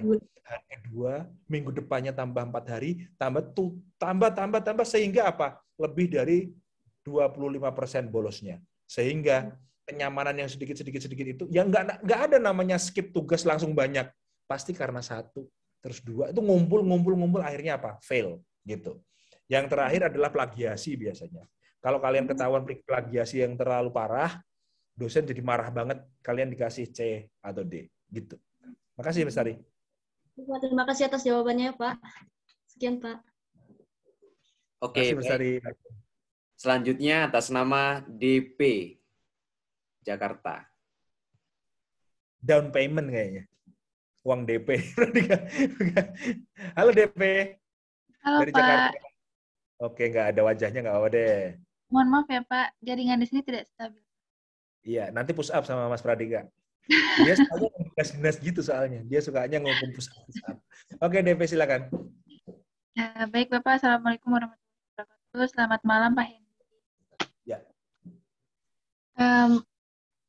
Bapaknya mana hilang? Silakan. Saya minum dulu bentar. Iya Bapak, baik. Sebelumnya perkenalkan, nama saya Dewi Purnama. Saya mahasiswa semester 2 di Institut Transportasi dan Logistik Trisakti, jurusan Manajemen Transportasi Udara. Mohon izin bertanya Pak, saya ini kan masih semester baru ya Pak, masih cukup muda semester ini. Di semester awal ini bisa nggak sih Pak saya mempersiapkan skripsi sejak awal? Misalkan jika bisa, tipsnya itu apa saja ya Pak? Oke. Saya punya usulan buat DP. Lain kali kalau berhubungan dengan orang seperti saya, jangan bilang muda ya. Pak, saya masih muda. Itu mengingatkan saya jadi kelihatan tua gitu ya. Nggak apa-apa, saya dewasa. Ya. Jadi intinya kalian para pemuda ini dan pemudi, suatu saat kalian juga akan seperti saya, akan tua. Jadi jangan terlalu diskriminatif kalian ya. Oke. Ya, terus selanjutnya adalah jika semester 1 atau semester 2 pengen melakukan persiapan skripsi, yang bisa kalian lakukan adalah datang ke perpus atau login ke perpus, download beberapa materi atau skripsi punya kakak tingkat kalian. Supaya kalian tahu dulu bentuknya skripsi itu kayak apa. Bab 1-nya apa, bab 2-nya apa, bab 3-nya apa, bab 4-nya apa, bab 5-nya apa. Kalian bikin catatan-catatan pendek. Kalau perlu kalian bikin tabel atau Excel menyatakan bahwa judul ini sudah saya baca, variabelnya ini, meneliti tentang ini, hasilnya ini. Singkat aja. Baca kalau ada waktu seminggu 1 lah. Sampai akhir semester kalian bisa baca 16-an. Kalian udah dapat gambaran kira-kira mau nulis apa nanti di masa depan. Jadi salah satu langkah buat kalian buat mulai mikirin skripsi adalah baca skripsi punya kakak tingkat. Dan di perpus pasti ada. Gitu ya. Baik, Bapak. Terima kasih, Bapak. Cukup jelas, sangat jelas. Kamu kan nanti transportasi itu ya, udara. Suatu Iya, saat Pak. kan akan kembalikan pesawat ya dari ATC atau apa gitu ya? Kira-kira ya? Mungkin kalau ATC bisa sekolah lagi sih, Pak. Oke, kalau kamu sampai ke ATC nanti sekolah lagi, itu ada mantan dulu yang meninggalkan saya dan dia jadi pramugari. Tolong pesawatnya disasarkan ya. Oke. Terima kasih. Itu titip aja pesannya. Baik, Bapak. Terima Usah kasih, sebut Bapak. merek ya, Lion Air. Oke, silakan. Oke, makasih. Bercanda. Baik, selanjutnya. Terima kasih, Pak. Atas nama Putu Sri Anggraini. Selamat malam, Pak. Nama saya Putu Sri Anggraini. Saya izin Dari Bali? offline ya, Pak ya. Dari Iya, Bali, Pak. bukan? Tapi kuliahnya di Sumut. Iya, Pak. Oh, luar biasa dari Bali ke Lesung. Silakan Putu. Ya, Pak. Saya kan mahasiswa semester akhir ya, Pak. Ya, biasanya kan kalau buat skripsi itu kan ada males-malesnya. Saya kan kerja juga. Saya mau minta apa sih tipsnya bagaimana cara kita untuk mencari sumbernya dari buku maupun dari Google, karena kan misalnya banyak banget ya Pak ya sumber-sumbernya, tapi saya kebingungan yang tips yang pas untuk mencari kayak materi-materi dari bab 1 sampai bab terakhir. Nah, yang pertanyaan kedua saya, Pak, kenapa ya Pak ya biasanya dosen kalau misalnya kebanyakan kan kakak kelas tuh kalau buat skripsi ada yang dicoret-coret, terus tulisannya itu kayak nggak kita bisa baca. Kenapa dosen itu nggak kasih note kertas kuning ataupun kertas yang lainnya? Takutnya kan nanti kayak buang-buang kertas dan nggak yang paling penting itu nggak kita bisa baca dan kita nggak tahu dosennya skripsinya apa. Apalagi dosen yang kita dapatnya itu dosen yang bimbingnya kita. Killer itu saja sih Pak. Terima kasih. Oke, Putu ya. Saya jawab dulu yang pertanyaan kedua ya. Pertanyaan pertama kita bisa balik ya. Pertanyaan yang kedua ini adalah salah satu konten saya yang terkenal ya. Konten saya di TikTok yang terkenal itu tentang ini. Saya nanya kepada Made Andi dari UGM ya. Beli, kenapa? Dosen suka coret-coret skripsi. Kata Beli Andi katanya, loh, cuman coret-coret, orang bisa dibakar, diinjek, dilindas truk, nggak bisa. Ya, artinya sangat menghibur bagi dosen, tidak menghibur buat kalian ya. Mohon maaf. Artinya coret-coret itu udah paling bagus, guys. Itu udah keren. Kalian bayangin ya, kalian misalnya ngumpulin skripsi, nggak diapa-apain. Nggak ada coretannya. Stres kalian. Stres, sumpah. Oleh karena itu, maka dicoret-coret itu adalah tanda saya. Selanjutnya, jangankan kok kalian. Dosennya sendiri suruh baca tulisannya sendiri juga nggak bisa. Makanya ketika kalian ketemu dosennya, jangan langsung diambil aja. Lihat halaman yang dicoret-coret, tanyakan. Kemudian jangan lupa ambil rekaman.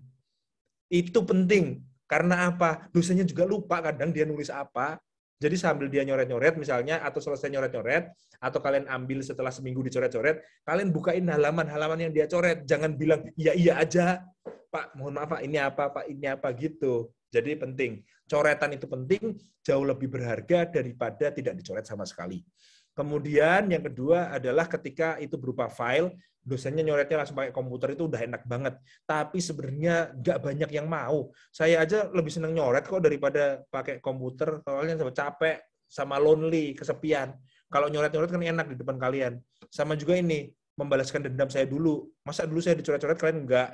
Itu nggak adil tahu. Jadi ini ada upaya pembalasan dendam ya. Nggak itu bercanda. Itu karena praktis aja. Jadi itu lebih praktis dan sebenarnya kalau nggak dicoret-coret lebih parah. Yang kedua, kalau kalian mau nyari judul yang bagus, itu sudah saya sebutkan tadi. Bapak, maaf motong Pak, judul saya udah oke sih Pak. Tapi cari tipsnya untuk isian bab 1, bab 3-nya karena kan online nih Pak. Jadinya saya dapat dosen yang kurang pas. Maksudnya dosennya kurang care gitu sama mahasiswa. Jadi mahasiswa pun bingung dan nggak care juga sama dosennya. Jadi kan kita sama-sama bingung, sama-sama care, pusing juga. Ya, Putu jurusannya apa? Manajemen perusahaan, Pak. Manajemen perusahaan ya. Ini saya lagi bukan Google. Saya cari yang namanya Jurnal Manajemen Perusahaan. Gitu. Jadi kata kuncinya. Tapi judul saya guru, Bapak. Kayak mana itu, Bapak? Saya kerjakan sebagai guru. Saya kerjanya kan sebagai guru, tapi saya tidak cari judul skripsinya itu tentang manajemen perusahaan, tapi tentang kedisiplinan guru di tempat perusahaan saya, Pak. Kesejahteraan guru? Bukan, kedisiplinan, Pak. Kedisiplinan guru. Berarti kalian, Putu mengambil jurnal manajemen perusahaan pendidikan. Bisa. Di sini. Nah, kemudian, atau jurnal manajemen perusahaan biasa. Dikaitkan dengan guru gitu. Nah, di situ akan kelihatan ini ada nih jurnal. Bahkan jurnal manajemen perusahaan itu nggak ada. Adanya jurnal manajemen yang isinya salah satunya adalah tentang perusahaan internasional. Nah, di sini misalnya kita bilang jurnal manajemen misalnya yang bagus ya, misalnya di UGM atau di UI gitu ya. Ada namanya jurnal manajemen dan pelayanan farmasi, ada jurnal mana lagi nih? International Journal of Business, FEB UGM. Nah, di situ, ini saya copy ya, saya masukin ke chat. Langsung. Nah, di situ ada beberapa pilihan archive yang kemudian bisa dilihat di situ judul-judul apa yang sedang in. Kalau di UGM lagi in, kan berarti di Indonesia juga lagi in, gitu kan? Ada namanya Counterfeit Purchase Intention of Fashion Brand, Personal Values and Social Aspect of Consumers as Determinants.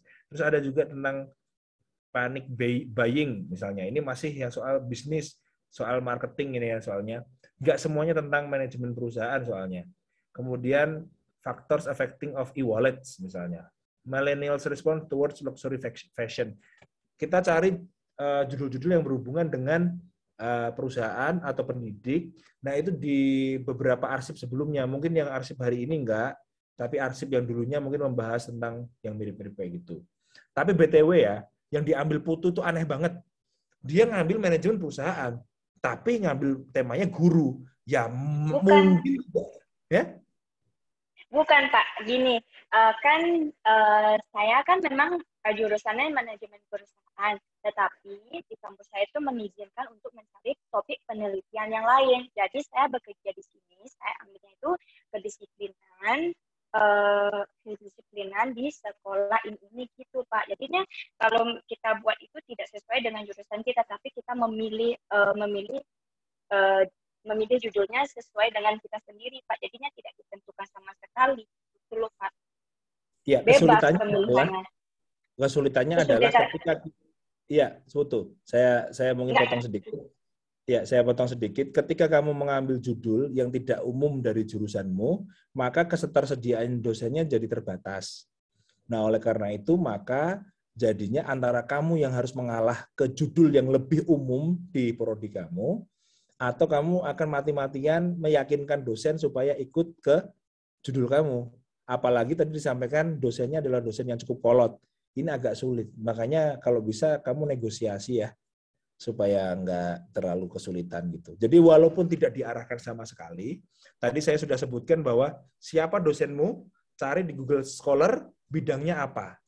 Nah di situ kamu akan mulai menyesuaikan apa yang dia suka, mirip-miripin gitu. Harusnya sih gitu.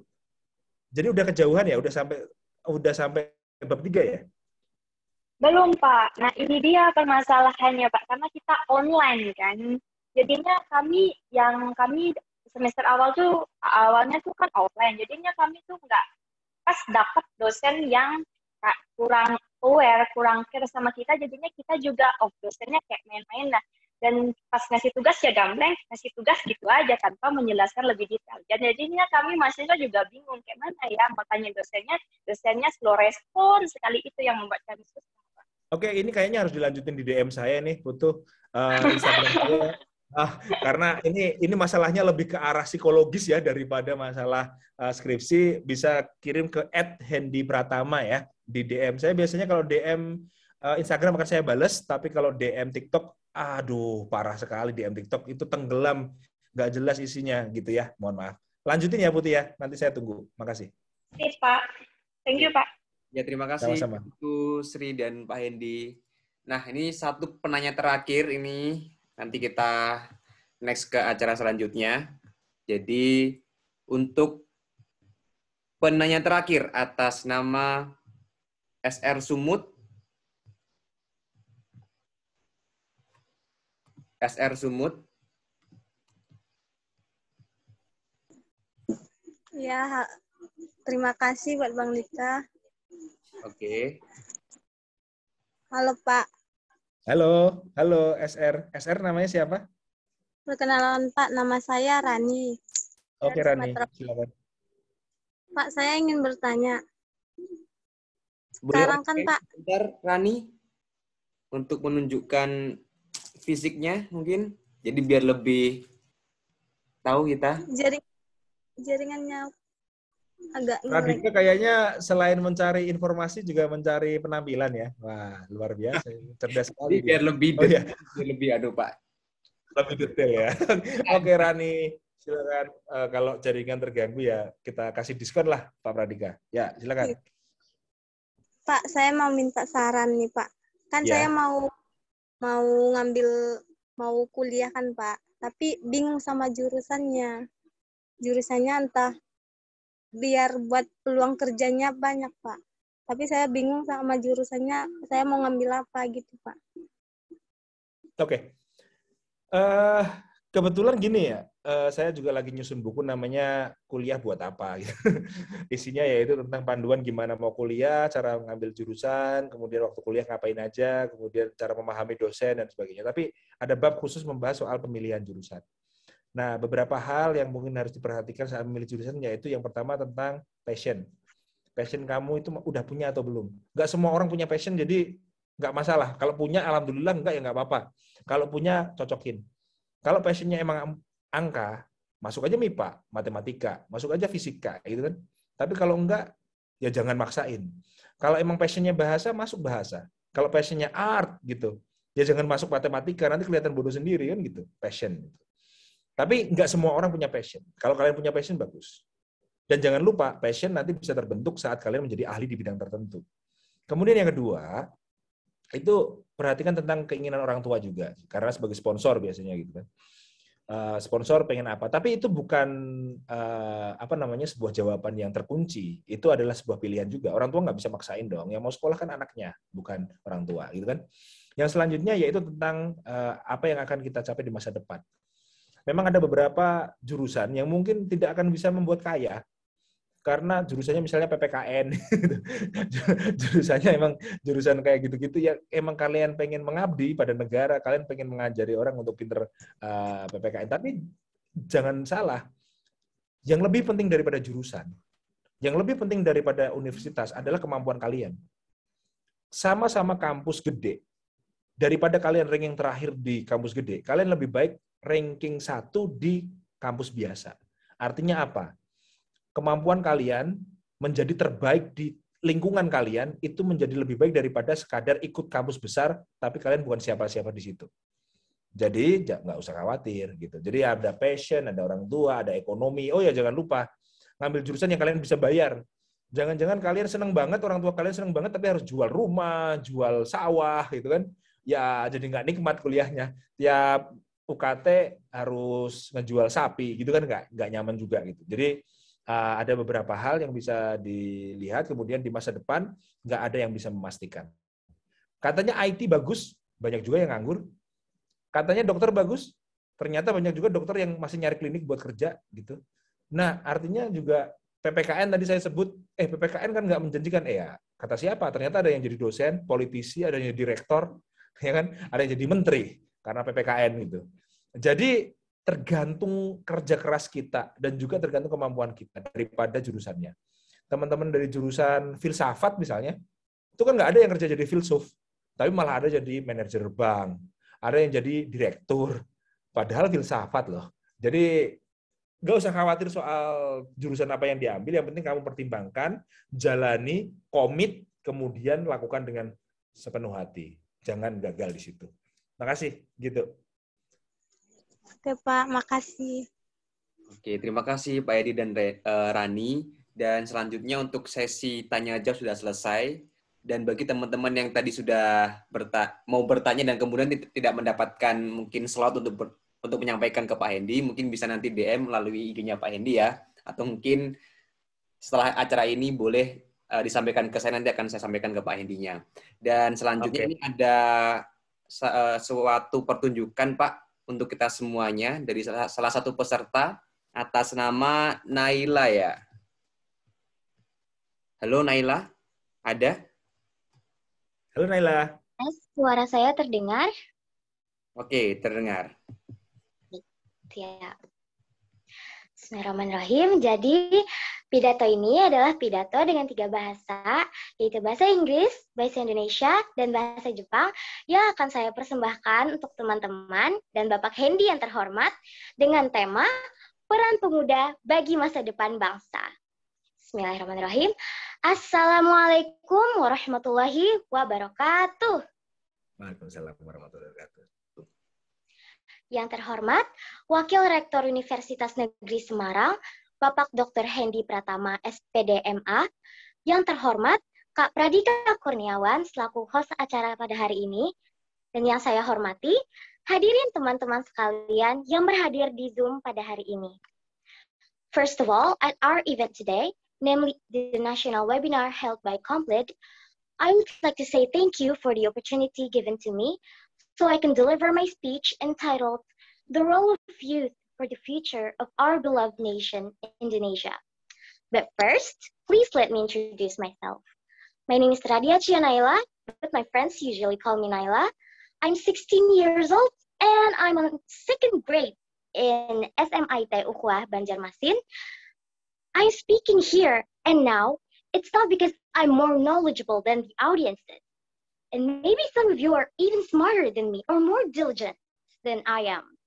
But the reason that I'm speaking in front of all of you right now is because this matter needs to be raised and resolved. Hadirin yang saya hormati, pemuda memiliki peran yang sangat strategis dalam kemajuan bangsa dan negara. Baik buruknya suatu bangsa negara dapat dilihat dari kualitas pemudanya, karena pemuda merupakan harapan untuk menjadi seorang pemimpin di masa depan. Pada zaman dahulu telah terbukti bahwa perkembangan sejarah bangsa kita, negara Indonesia, tidak lepas dari peran pemuda-pemudanya. Sebagai contoh, para pemudalah yang mendesak Presiden pertama kita, Insinyur Soekarno, agar segera memproklamasikan kemerdekaan negara Indonesia. Selain itu, para pemudalah yang mengawali terjadinya Kongres Pemuda yang menghasilkan Sumpah Pemuda yang di dalamnya untuk mempersatukan pemuda-pemuda di seluruh Nusantara dan masih banyak lainnya peran pemuda dalam perkembangan sejarah bangsa ini. Nah, hadirin pasti pada berpikir, kita yang berada di zaman sekarang ini, yang masih muda ini, bagaimana sih caranya agar bisa mengarahkan masa depan bangsa kita ke arah yang lebih baik? Tidak perlu dimulai dari yang ribet, mulailah dari yang sederhana. Mulai dari diri sendiri, kenali kekurangan dan kelebihan kita, berdamai dengan diri sendiri. Karena kalau kita belum bisa mengurus diri sendiri, kita tidak akan bisa mengurus serta memimpin orang lain, terlebih lagi negara. Jadi hadirin yang saya hormati, kita masing-masing sudah memiliki kelebihan yang berbeda-beda. Mungkin ada yang sadar, mungkin ada yang belum. Sehingga cara kita untuk berkembang pun juga pastinya berbeda-beda. Ada yang memiliki bakat dalam bidang seni, menyanyi, public speaking, bahasa, sulap, sosial, perhitungan, sastra, budaya, dan lain-lain. Nah, gimana kalau saya bilang, semua itu bisa kita kembangkan dengan 2 cara. Iya, 2 cara. Yang pertama yaitu belajar, dan yang kedua yaitu berani. Klasik. Iya, memang klasik. Tapi memang begitu adanya. Dengan belajar, kita menjadi bisa. Dan perlahan-lahan menjadi mahir, dan bahkan menjadi ahli dalam bidang yang kita pelajari tersebut. karena kita mau belajar. Dan ilmu yang kita dapatkan dari mempelajari hal baru itu tidak akan pernah sia-sia. Yang kedua, yaitu berani. Kenapa berani? Jadi maksud berani di sini adalah tidak menyia-nyiakan kesempatan. Jadi berani untuk mengambil resiko. Banyak sebenarnya orang yang memiliki kemampuan. Banyak banget. Tapi mereka takut. Takut apa sih? Takut akan kegagalan yang menjadi resiko dari pilihan yang mereka ambil. Orang-orang berpikir bahwa kemampuan itu meningkat bak lereng, gitu. Padahal kita berkembang bagai tangga, perlahan, step by step. Suksesan dan kegagalan itu tidak menjadi patokan, tapi itu membuat kita meningkat.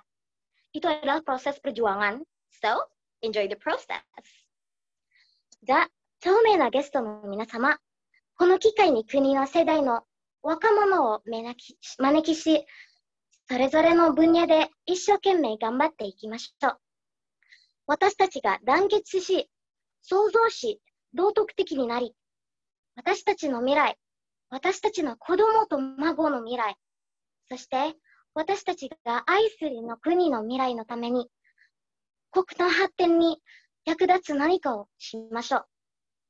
みんなで奮闘して学べば、インドネシアは将来先進国になると思います。この国の子供たちが、この国の事業の投資の期待に応えて働き、この国の団結と誠実さ、そして若者の精神を高め続ければ、この国が世界の目から見て尊厳と名誉を与えられることを願っています。私が言えるのはそれだけです。この提出物の欠点については申し訳ありません。ご清聴ありがとうございました。Thank you so much for your attention. Terima kasih banyak atas perhatiannya. Saya mohon diri. Wassalamualaikum warahmatullahi wabarakatuh. Waalaikumsalam warahmatullahi wabarakatuh. Wah, keren sekali ya pidato 3 bahasanya. Tepuk tangan yang luar biasa. Mari kita apresiasi ya pidatonya. Oke, selanjutnya tadi sudah ada penampilan yang selanjutnya. Ini adalah kesan dan pesan. Untuk kesan yang pertama, saya aturkan kepada Bapak Hendy ya, selaku narasumber pada malam hari ini untuk memberikan kesan pada webinar hari ini dan pesan kepada kita semuanya selaku anak muda ke depannya harus bagaimana. Saya persilakan Pak Hendy untuk durasi dan layarnya. Ya, terima kasih untuk Pradika yang sudah mengadakan kegiatan yang luar biasa ini. Dari persiapannya, dari promosinya, dari pesertanya juga komplit semua seperti namanya. Dan ini merupakan salah satu kegiatan yang sangat well organized dan sangat memuaskan bagi saya sebagai pembicara. Nah, selanjutnya buat teman-teman yang ada di sini, saya berharap teman-teman tahu dari apa yang saya sampaikan tadi bahwa you can be only happy if you can make other people happy. Jadi tujuan utama untuk orang bisa berbahagia lebih lama, lebih awet, lebih abadi, itu adalah dengan membantu orang lain mencapai apa yang mereka inginkan. Jadi kita tidak hanya berkembang untuk diri kita sendiri, tapi juga untuk orang di sekitar kita, juga untuk orang di seluruh dunia bahkan. Nah, oleh karena itu, buat teman-teman yang punya mimpi, buat teman-teman yang punya harapan, yang pengen sukses, nggak usah malu. Di kehidupan ini nanti akan ketemu sama orang-orang yang akan mengubur mimpi kita. Ah, masa kalian bisa? Dan ketawa ketika kalian punya visi, itu biasa. Tapi kalian yang tahu bahwa suatu saat kalian akan menjadi orang yang sukses, kemudian mengubah hal-hal yang tidak baik menjadi baik, dan itu yang kita usahakan bersama. Tiap hari kita belajar, nggak cuman kalian, tapi juga saya juga, Mas Pradika juga, setiap hari minimal ada satu hal yang kita perbaiki lebih baik daripada kemarin. So, I think you can make it, and also we all here can make it, dan see you at the top. Makasih, Pradika. Oke, baik. Terima kasih banyak Pak Hendy atas kesan dan pesannya. Nah, selanjutnya ini Pradika akan menunjuk satu perwakilan untuk memberikan kesan dan pesannya. Oke, atas nama Bestari, silakan.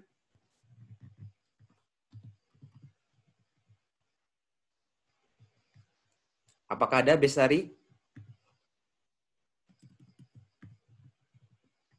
Oke. Tidak ada.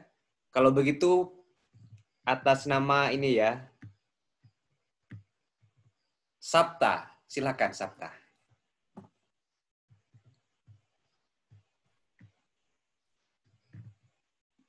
Cek, halo.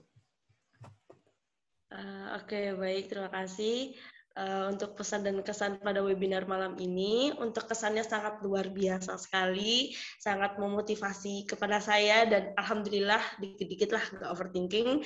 Untuk pesannya, terus mencoba, terus melakukan hal yang kamu ingin coba, dan jangan pernah berhenti jika tujuanmu itu belum tercapai.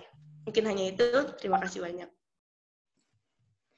Oke, baik. Terima kasih Sapta untuk kesan dan pesannya. Dan di sini saya selaku host Pradika Kurniawan mengucapkan terima kasih sekali lagi untuk Bapak Hendy selaku narasumber kami yang malam ini sungguh luar biasa wejangannya. Terima kasih Pak Hendy dan seluruh peserta yang sudah bertahan hingga 81 orang ini. Kalian luar biasa. Kalian memang memiliki niat untuk menambah ilmu ya. Jadi nanti pesan saya buat teman-teman semuanya, setelah kita dapat pembekalan, arahan, dan wejangan dari Pak Hendy, saya ingin teman-teman untuk mengaplikasikannya dan kemudian menyebarkan ilmu ini kepada teman-teman di sekeliling kita. Jadi ilmu bukan hanya ke kita, tapi bisa mengalir ke teman-teman yang kita belum join hari ini. Jadi saya berharap itu, dan kemudian apabila saya perwakilan tim komplit mengucapkan mohon maaf yang sebesar-besarnya kepada Bapak ini mungkin dalam kata ataupun perbuatan selama dan sebelum proses webinar ini ada salah kata. Dan oke, webinar telah berakhir dan sampai berjumpa lagi di webinar selanjutnya. Masih ada psikolog dan pembekalan catar admin dan akpol. Mungkin cukup sekian dari saya. Saya akhiri. Wassalamualaikum warahmatullahi wabarakatuh. Terima kasih sekali lagi untuk semuanya. Boleh kita beri oplos untuk kita semuanya. Terima kasih.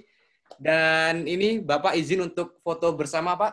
Mungkin bisa dinyalakan terlebih dahulu kameranya. Dan yang upload di story dan mention saya, langsung saya fallback. Oke? Oke. Jangan lupa ya, tak komplit sama nama Pak Hendy. Jangan lupa Pradika juga. Oke, terima kasih. Ya, Pradika juga harus ya, biar ya. Sponsor.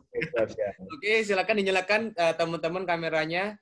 Jadi di sini karena udah jam 9 kurang 3 menit, jadi di sini saya ingin teman-teman ketika berfoto harus ekspresinya bahagia karena webinarnya udah selesai, oke? Boleh senyum Pepsodent, saya persilahkan ya. Oke, slide yang pertama. 1, 2, 3. Oke, mantap. Pak Hendy kayaknya gini ya, Pak Hendy mungkin boleh ditiru ya teman-teman. Iya dong. Oke, next foto set yang kedua. Oke, set yang ketiga. Baik, sudah selesai. Mungkin gaya apa lagi Pak Hendy yang mungkin sekiranya melambangkan suatu semangat atau apa begitu Pak Hendy? Oh. Kita bisa. Kita bisa. Oke, baik ya. 1, 2, 3. Tangan mengepal ya. Oke, 1, 2, 3. Oke, baik. Sudah selesai Pak Hendy untuk sesi foto bersamanya. Terima kasih sekali lagi Bapak Hendy dan teman-teman semuanya.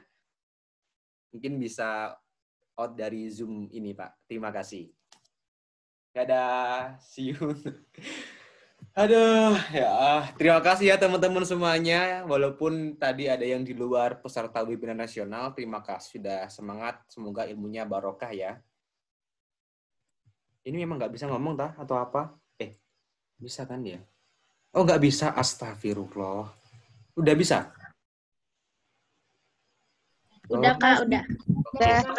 Terima kasih. Terima kasih juga, Kak. Terima kasih banyak, Kak, atas webinarnya. Untuk videonya, mungkin untuk kegiatan hari ini, kita komplit ya. Nanti di-repost, oke? Baik, Kak. Oke, Kak. Ya, gimana?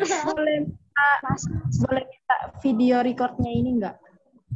Kemungkinan sih 4 giga atau berapa giga ya kan? Gimana? Enggak apa-apa, kita Google Drive bisa enggak ya? Nanti biasanya sih kalau untuk peserta webinar sih nanti pas di akhir sih ya. Tadi Kak, Iya, Kak. boleh minta file yang tadi nggak? Soalnya tadi kan telat masuk. Jadi cuma ada beberapa yang dicatat. Oke, ya nanti aku mintakan ke Pak Hendy ya. Itu yang punya Pak Hendy. Oke? Ditunggu Ya, ke terima webinar selanjutnya. Apa gimana? Ditunggu webinar selanjutnya. Oke. Webinar psikolog ya besok ya tanggal 30 sama Praja IPDN. Oke. Oke, Kak. Oke, Kak. Terima kasih ya, Kak. Oke, Kak. Terima kasih. Bye-bye. Bye.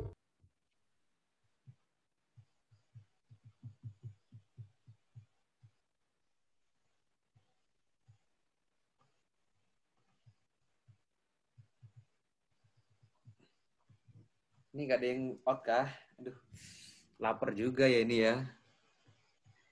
Ya, saatnya istirahat.